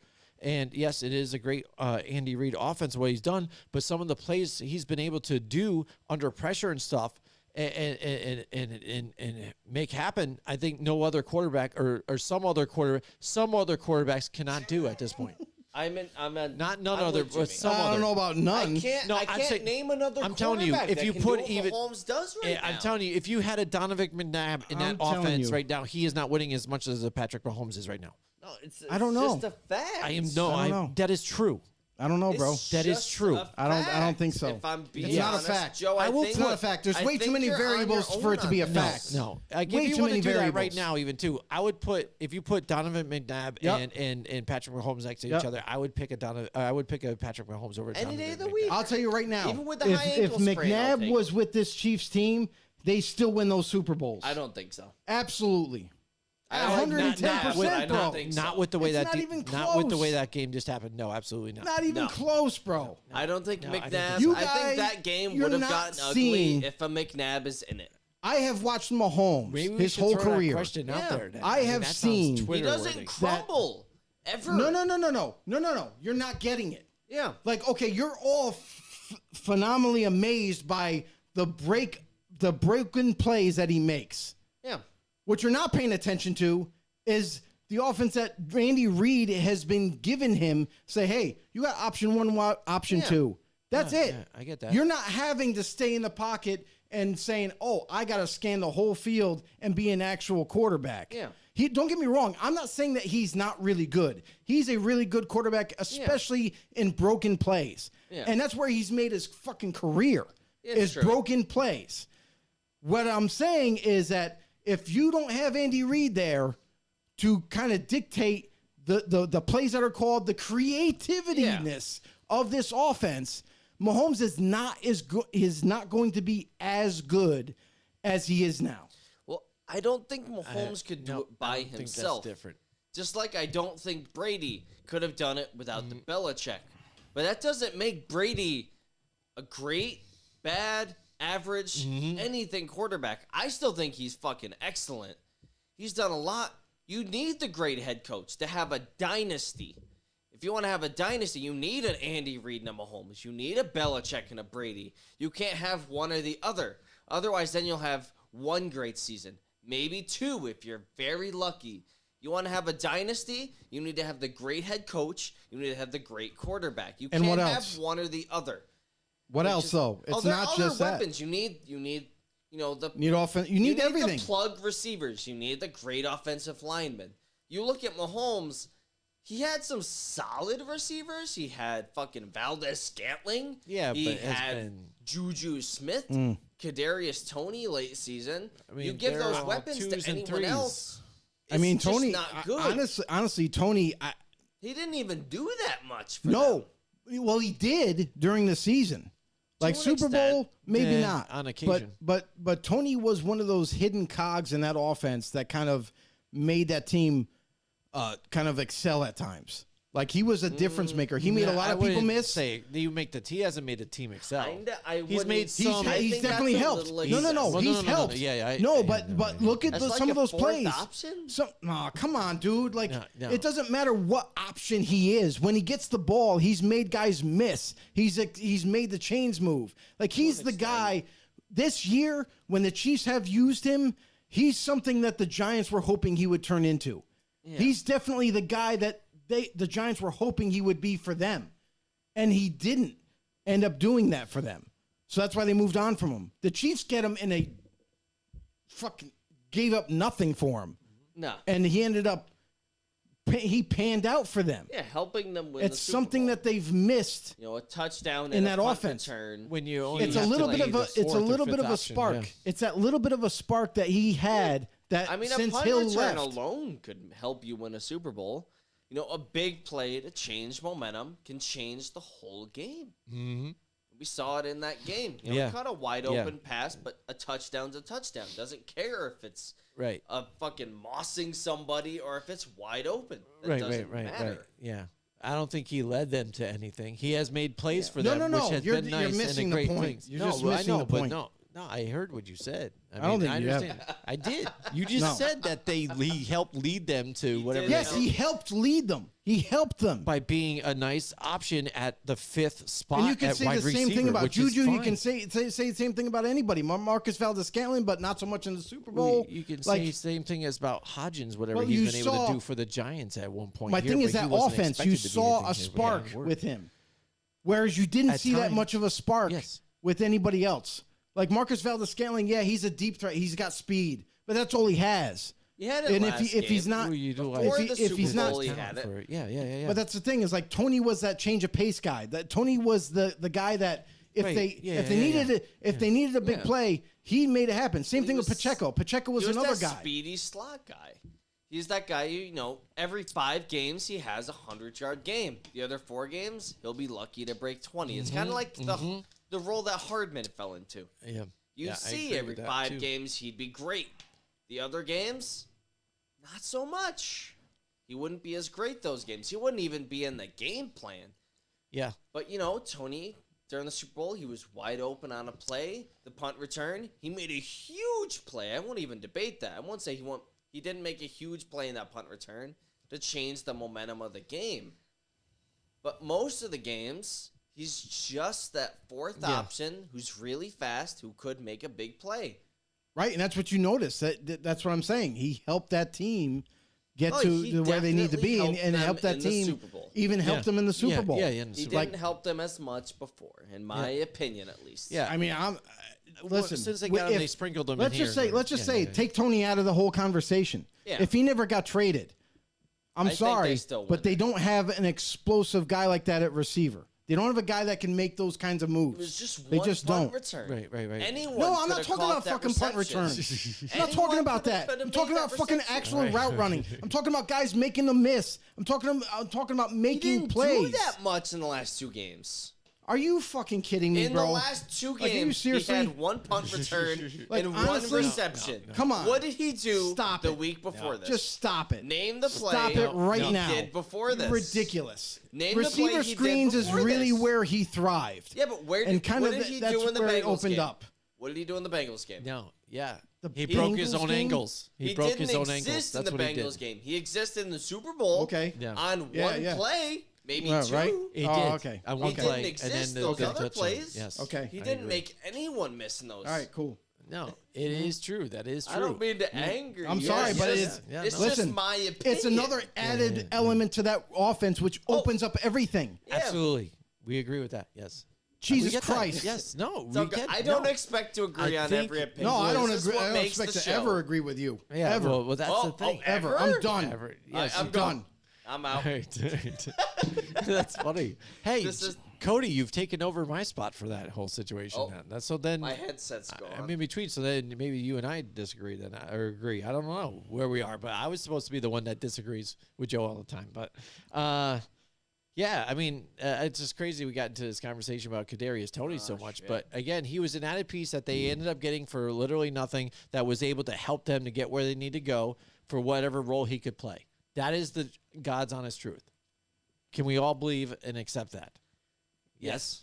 There you go. And that's all there is to it, to that. You know what I mean? And it is what it is. All right. So we've covered a lot of different things here We've been on the all show over the tonight. We've been place. all over the map. We covered Derek Carr. On our last topic. And we even did some of the coaches stuff, but we covered the Eagles. We haven't been offensive on all coordinator of the going on, Eagles so- coaching change. Cardinals. so we all Cardinals did got their that. head coach. Yeah, Coaching, yeah, Cardinals have been in there too. yeah. Who did they just grab again? They grabbed did Gannon they grab the or defensive yeah, coordinator? Gannon, Did the the, D did coordinator. the Cardinals grab him? They grabbed Yeah, the the defensive Colts coordinator got the for offensive coordinator. Yeah. I you're think right. that's going to be. Yeah, you're The right. Cardinals got the defensive Cardinals coordinator. got Gannon. Which I don't know. where do you guys stand on hiring a offensive minded coach or a defensive minded coach for the opposite of what they're good at? Yeah. Do you know what I I mean? don't think it's I mean, a good fit. I think don't it's really going to like be the bad. Cardinals on either end. If I'm being No? honest, their defense is Yeah. barely above agree there, average. too. Their offense is mediocre. Yeah. What do you grab? Like Gannon, yeah, he just took a defense that while it was already good, assembled. yes, but like before this season, where was Javon Hargrave? Was he excellent? No. He was he's a solid back. Really? Javon Hargrave? Yes, Javon Hargrave. What has he done before this season? With the Steelers? Javon Hargrave. Are you kidding me? Yes. Javon Hargrave has been one of the most underrated D tackles in the NFL. Yeah, but did he have like 11 sacks on any other team? No. But It's it's his pressure as a D tackle. Yes. Like that's I the thing think that he's a solid. like I don't give a shit about teammate. stats. If you're able to put pressure on a quarterback, that's the main goal. Yeah. Put pressure on the quarterback, get him off his spot. Pursue him. Like the Eagles brought a 4-man rush a lot of the season. You know, they had their 4 guys. They had those 4 guys who averaged over 10 sacks, whatever. I think Gannon has a shot with this Cardinals team. You know, yeah, their offense is a little sus. He's going to need help there. He doesn't have experience with the offense. Better hire a good offensive coordinator. Yeah, they're going to need one. But every team needs good coordinators. You don't just have that one guy who does it by himself. There's no teams who do that. There's no team who's just like, oh, yeah, he's a great head coach, but the offensive and defensive coordinator, they might as well go home. They Bill can hire Belichick some could do hobos it. off the street. Maybe back in the day we could debate it, but now, no. But yeah, I mean, here's the thing. That's the reason why they brought him in, right? You know, Yeah, that's the reason why he's defensive-minded here. coach. What was their weakness last year? Like everyone's gonna say, like, oh, Everything. Well, you know, they're saying like the offensive team didn't do their job. You know, Kyler Murray didn't do his job as a quarterback. Yeah. Um, And I don't like Kyler you know, Murray. the head coach who was the offensive coordinator didn't get it done. But there was a lot going against that offense last year. Offensive line wasn't even healthy. Like they missed out on their whole interior O-line. It was crazy. Yeah. And then DJ Humphries was injured like quite often. You look at that team like, they're like, the first 6 games they didn't have Hopkins. That's true. They didn't have Hopkins. When he returned, the offense got a little bit better. Not great. Not great, but it got a little bit better. But they weren't even on the same page with the offense. And the thing is, like, when you go into these situations, you talked about it. You go and hire the defensive coordinator because what? They ranked 31st overall in defense. You know, so it's fixed the defense. But the intriguing situation is where you do with Kyler Murray. And that's some of the things that you think about when you go to hire a head coach. What do you do, though, to work with him, to make it work? Because that's the thing. You were tied to Cliff Kingsbury and Kyler Murray together to work together to develop him and get him where he needs to be. Now I think there's a big question mark with Kyler Murray and what offensive coordinator, who are you going to bring in there to work with him to have success? Yeah. I mean, you question his level of commitment. We've all heard, and listen, I understand the defensive situation. They chose who they were going to back. Yeah. They didn't back Cliff. They backed Kyler Murray, which I'm sorry, but that could be a bad decision moving forward. I agree wholeheartedly. We all saw that stuff during the offseason where we're like, oh, that's a little weird. They're adding that incentive for him actually putting in time, outside of practices. And then we're like, wow, these guys are really bad during the actual games. I wonder why. And it's just like, is Kyler Murray that guy who's going to put in the extra mile to make his team great? Or is he like, he has the arm, he has the legs, but he doesn't have anything else. He's not sacrificing for his team. He doesn't, up here mentally, he's not that guy who's going to take his team to the next level. Is he just going to always be that guy who he'll put up some stats here and there, but he'll never win the big game. Maybe he'll win a playoff game if he has a great coach, but I don't see him going much farther if I'm being totally the honest. one thing that I'll say about this whole situation is that it's about to get worse. It is. You already move on from Cliff Kingsbury, but you're also going to be looking to trade DeAndre Hopkins. Yeah. You're looking to move on from him. He's on the block right now. Who's your number 1 receiver at the moment. Yeah. And AJ Green just retired. Not that he's not aging. You're getting rid of weapons. You sided with the quarterback. You bring in a new coaching staff. Yep. And a defensive-minded head coach who's going to be concentrating on developing that defense, making them better. Yeah. The offensive coordinator, whoever they hire, they better be able to hope that they can work with Kyler Murray, that can establish chemistry in a relationship. Because going forward, this team, to be honest, now that they've made this decision and moving on from Cliff, changing everything, I don't expect them to be very much competitive at all They'll next be a season. stepping block team. Like, And- you beat and the what's- Cardinals? I guess that's decent. What's the thing? And here's the other thing, too, is you got the issues with the money, with heavily invested in the offensive line. And, True. and what are you going to do going forward? Like, who's going to be your number one now? If you're going to move on from Hopkins, who's going to be your go-to guy? Who's going to be other guys behind him? Yeah. You know what I mean? I just don't know what the Cardinals are headed for. Like, I don't know and fully understand the decision-making in the organization at this point. Exactly, and that's why I even brought up the point you just started filling in the gaps too. After I just brought it up, I mean the fact that they hired, yes, the defensive coordinator to help fix that defense, but where are you going to take it with Kyler Murray? Because that's the projection of the team. That's where it goes. How far do they go? It depends on him. And if they haven't been able to make it work when they were tied at the hip with Cliff Kingsbury and Kyler Murray, who is going to be able to right that ship? Because now it's a big problem that now this defensive coordinator, now head coach, has to try and figure out.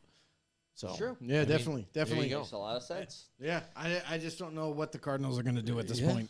Mediocrity. I think that's what they're going towards. I think it's a bad decision because you don't. 5 to 8 wins is a peak for them right now. Until they move on and start fully rebuilding, 5 to 8, that's where we're going. And then at the current state that they're in, they're only $14 million under the cap. So even in free agency, They don't have that much room to work with. I don't know how much they're going to save on trading Hopkins, and it's going to be after June 1st. It won't be Not before much. June 1st because that the cap savings versus the dead money, it doesn't add up. So it's going to be after June 1st where they make more of the cap savings, and even then, let's just say they get like another $10 million for like something they get a argument's great sake. trade that they So now they got $24 million under the cap. You don't have a number one receiver. There's going to be candidates out there that you could bring in, and hopefully they pan out. They'll take up the whole cap if you want to But- pay them. Then you don't have a that's the thing. defense. Your defense isn't good. Your offense isn't good. Who are you going to pay? And that's the thing is, like, you got to be decisive with that. Like, we all know we've heard the big name Odell being available. He's going to wait till free agency. He's going to sign somewhere. But here's the thing is he's going to go. I feel like the way he is personally, he's going to go to complimentary. He's going to be the highest bidder. He's going to get money. I don't think he's going to go for. That's what he's always been about. I think he's going to go for wins. He's going to go somewhere where he's like, Maybe. I can be a great number 2 and maybe compete for the Super Bowl. I don't think he's going to go to a team where he's like, I could be the number 1. But we're not gonna win more than 5 games. He's not going to do that for money. Yeah, I don't think so. I don't know, think man. that's where he's going. His track record has always been about the money. Look at the Rams. He Rams, went to the Rams because he they made were going to win a double-digit Super millions Bowl. of dollars. He did, just not. So, for I mean, long. that's the thing is that what I'm saying is like he still values himself as that number 1 commodity. Of course. Yeah. So he's going to go to a team where, like, I'm not saying he's going to go to just anybody and sign a big deal. Yeah. What I'm saying is he's going to go to the highest deal to a team that he could see winning maybe games. making it. Yeah, I could see that. Not maybe a middle team, not even a Super Bowl, road team. not even Super Bowl, but it could be a team that maybe if they add him and they have a quarterback, maybe they can make something work. Yeah, maybe they team can on get the there. up and up rather than a team who's a receiver away. All right. So then Team A, which is the Jets, have Nathaniel Hackett there, and then they go and get Aaron Rodgers. But they convinced that maybe, say, Aaron, we're going to be able to get Odell Beckham Jr. Now there's your wide receiver along with Garrett Wilson with Elijah Moore. Yeah, there's your veteran. You think that works out now too? That Aaron Rodgers like, yeah, if you guys get Odell, I'm down in that. They It's have money. tricky. They It's have money. tricky. No, they don't. They have They a have some- decent yeah, amount they of have decent money, amount of money. I mean, they can easily clear it by cutting one player, which I think they already did. I think they cut Carl Lawson. So they're under the cap, but probably about $10 million. They don't have a ton of money. Yeah, not a ton, but a solid amount still to solid make a amount. couple big signings to a team that's already solid. Couple big signings? No, probably one. For the Jets signing or going two. forward, and here's the other thing too is because they are so strapped at cap, Yeah. and they have a young team. You gotta if you start getting rid of guys like the middle linebacker there, I forgot his name right now. But I'm not going to think of yeah, it. yeah, I'm not thinking because I'm drinking. So It's a pass coverage linebacker, and I just can't bring it to my brain. You guys keep talking. but I will look it but up like while we're talking. he's got a big contract. You cut him, that saves you another 10 to 15 million. You know what I mean? He starts to create more cap that way. But it's like if you're going to do that, and you need a clear cap for Rodgers. Rodgers is ridiculous. You talking about Mosley? Yes, Okay. C.J. Mosley. C.J. Mosley is who we're talking about. C.J. Mosley. Well, we're like lost on if you do that, but that's taking away a centerpiece of that defense. Yeah. You know what I mean? Mosley's great. And you look at All the way and that's around. that's what I'm getting at. Like you have to create so much cap space just to get Rodgers. Yeah. And if you have to do that by getting rid of, or maybe even if you have to restructure some money, which we know teams are really good at doing, you have to create a lot of cap room.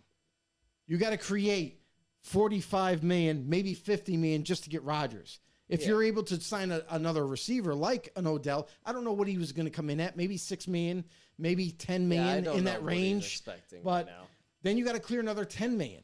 Like that's going to be very difficult for you to bring a veteran receiver in and bring Rodgers in. Yeah. So I They feel got like a that. good all-around roster. I feel like other than they that. are capable of doing it just for Rodgers. I don't think they're going to be able to do it to add more pieces to Now, help Rodgers. If they add someone like, let's say someone with a lesser price tag, let's say they go crazy and they find a way to get a Derek Carr in mind, do you think they have the cap space around them to make a team that then competes? Let's say even just for a playoff spot. Okay. Because they got the defense, they got some offensive weapons while they're a little young. You know, Yep. Breece Hall, you know, Wilson, they're a little young. Carr will work with that. Do you think Carr can take that team to a level to where they're maybe winning a playoff game, maybe even getting close to the big game, or even getting to the big game with a good draft pick? Do you think that's I think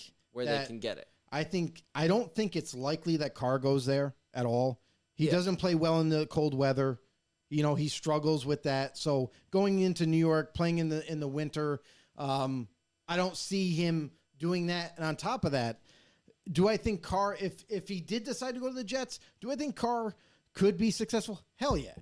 I think when you got Elijah Moore and you got Garrett Wilson, you got some young wide receivers, and then obviously Breece Hall when he's playing. who And Zonovan Knight. missed the season. I mean, that's something that you can get behind. Like Derek Carr could definitely take that Jets team, and to be honest, if take he's them to the next if he's level. inserted, they're gonna be pushing for the division. Of course. There's no doubt about it. The Bills would I be agree. the Bills would be the toughest opponent, but I think that they could win they could win at least split maybe. Yeah. So Depends if the Bills improve or if they I just think stay that's stationary where they are. that makes sense, and I think Derek Carr, no matter what situation he goes to, he's going to be successful. Yeah. But I can agree with that. I think that Carr right now, especially because he hasn't taken any other visits other than New Orleans. Yeah. I think right now he's likely going to an NFC South team. Like that's going to be right now. those I can teams. definitely agree with you. Those teams are going to be the ones that the Jets have to bid against. And to be honest, the Jets right now, they're all in on Rodgers. They're all in on trying to obtain Rodgers. I mean, you've seen them trying to kind of get into the conversation with him. Yeah. I really wish I could see the compensation that they are initially offering. Because, for a guy like Rodgers, future Hall of Famer, MVP candidate the last couple years, is they're probably offering some crazy shit to maybe compete for a Super Bowl for what? A year? Maybe 2 if you're lucky? Rodgers is getting older. 39. Like, he Next looks season. good this year, but he's coming up in the big 4-0. 39 next season. Only so many years after that. Yeah. If we're being totally honest, even Right. with the greats. Yeah, I mean, we've talked about this already. Like, there's always that disclaimer of, will Rodgers play past this next season? I think he's going to play this season. I just don't know how much further he's going to play. So that's the biggest question. And 2, if the Jets are, like, that's their plan A. Their plan A is we're going for Rodgers. If we get him, that's going to definitely, catapult us to being possibly a division winner, definitely competing for it, and who knows, maybe making the playoffs, which is all well and good. But here's the other caveat that no one's looking at is where does Rodgers want to play? Yeah. Because if you do deal Rodgers to the Jets, and he does not like that situation, he's not going to play. Like, I don't see Aaron Rodgers falling in line, so to speak, and saying, "Oh, well, you're a veteran. You're going to play for us, right?" No, I didn't want to come here. Like, he's got such a big ego. He's got and it's not a bad thing, but it's this type of thing where, like, he wants to be known for greatness, and that's always kind of been his thing. So if he's forced to go to the Jets, which I have to look into his contract. I don't think he has a no trade clause, but if he has some kind of say where he gets traded, it's definitely not going to be New York. Yeah. I don't know where else it could be, but in terms of trade compensation, it's not going to require a lot unless you're trying to debate with you're trying to beat out another team to get his services.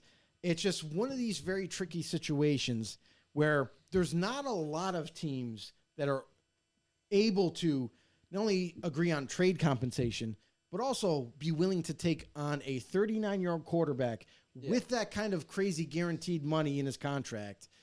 And on top of that, you got to be able to show the fan base wherever you go that you can still win. Yeah. That's going to be the biggest thing. Yeah, but we've seen multiple teams go all in on that situation, you know what I mean, and to try and win now, despite of whether they've developed a quarterback or not, or whether they have one in waiting or not. We already know that, like in Aaron Rodgers. Like say the Jets, you know that Aaron Rodgers isn't going to take Zach Wilson and sign. It's like, hey, buddy, just follow what I do and watch what I do. I'm going to help you out in this situation. He's not. He's going to go in there and just going to try to win. They're going to try and do their thing or whatever. And whatever position I think fits him, which you would think a guy like him probably has a situation where it is a no trade clause where he like, no, I want to be able to pick where I choose where I go, and we're going to work this thing out. If that's what I decide, because again, what type of dude he is. Right. Yeah. So it could be appealing to him again. And again, teams have shown that type of thing doesn't matter. I mean, everybody looks at it. What's a perfect situation? Well, yeah, it's a perfect situation. Now you got this guy for so long, or you got a veteran here, and then he's going to show this kid the ropes, and then again keep the dynasty going or whatever.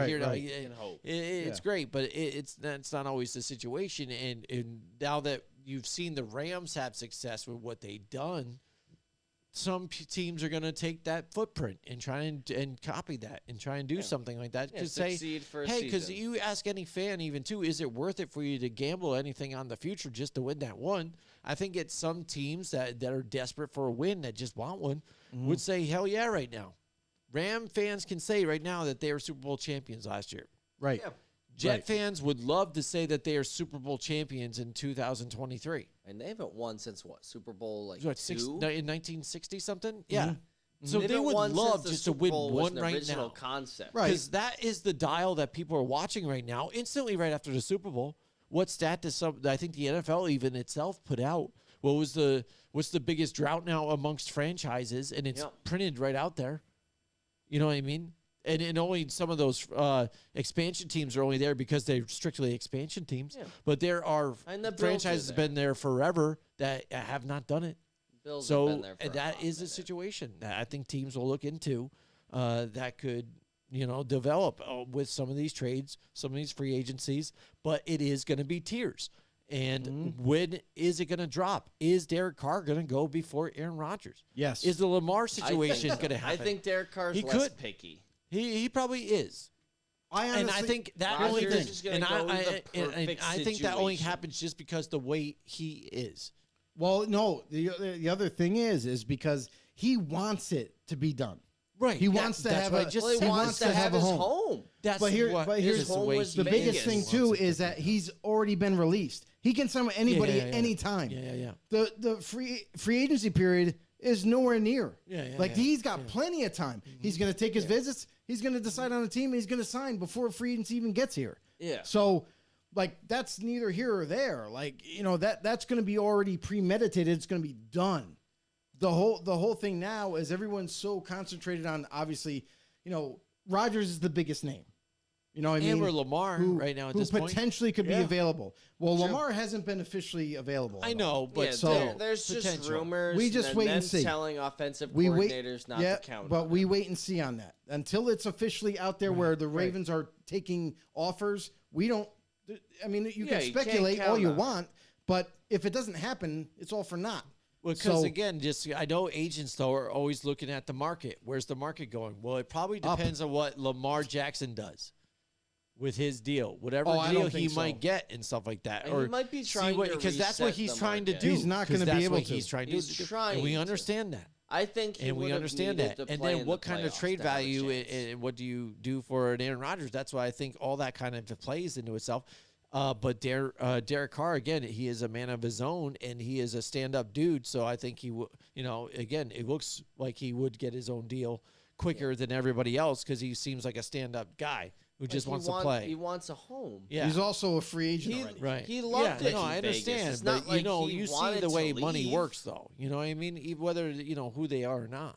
People want to look at the market and see what we're getting because an agent's going to be like, well, Derek, we'll see what people are looking at for this. So why don't we look at this? I want to be able to get you the most. His deal was already a kind of, at least his deal was already competitive. A team friendly to an extent deal. Teams at this point well, for 1 year. Let's just face it. For 1 year, it was team friendly. Yeah, but, guys right now, you got your Kirk Cousins who are like, I want all my money right now. I want it guaranteed. A lot of guys like these guaranteed deals. They're like, we'll release Derek right now. And they don't take that big of a cap hit. It's kind of big for a casual player. Mm-hmm. It's not big for a quarterback. Right now, if the Vikings were to release Kirk Cousins, you know how screwed they'd be? They'd be out tons of money. They still got to worry about they got to re-sign him. Like he's got to be they got to try to re-sign him. And if not, hey, let's throw it out there. Maybe Derek Carr takes a visit to Minnesota. That would be great. I mean, honestly, like that would be probably the best play for Minnesota. Him, Justin Jefferson, and Osborne. You don't have to commit to Kirk Cousins anymore, who's older than Carr. You get a younger franchise quarterback in a team that's already competing every year. Yeah.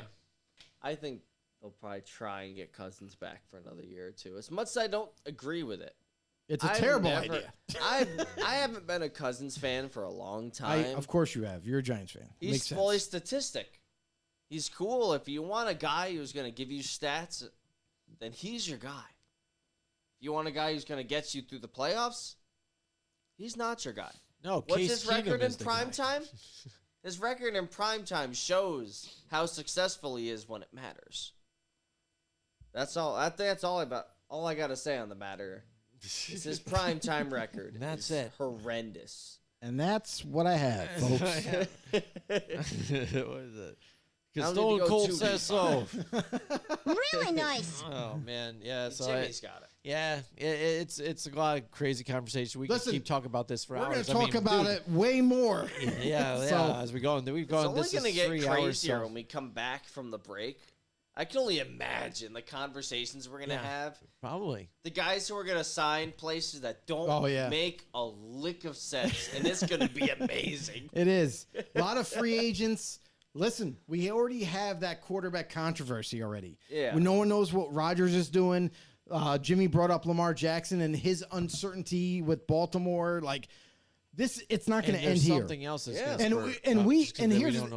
the thing: is the last 3 years we've said this every offseason. It's like this is going to be the most epic offseason ever. It's getting crazier. It just keeps getting nuttier. The trades is everything. It's nuttier. insane. I can't wait. I don't know if you guys can, but.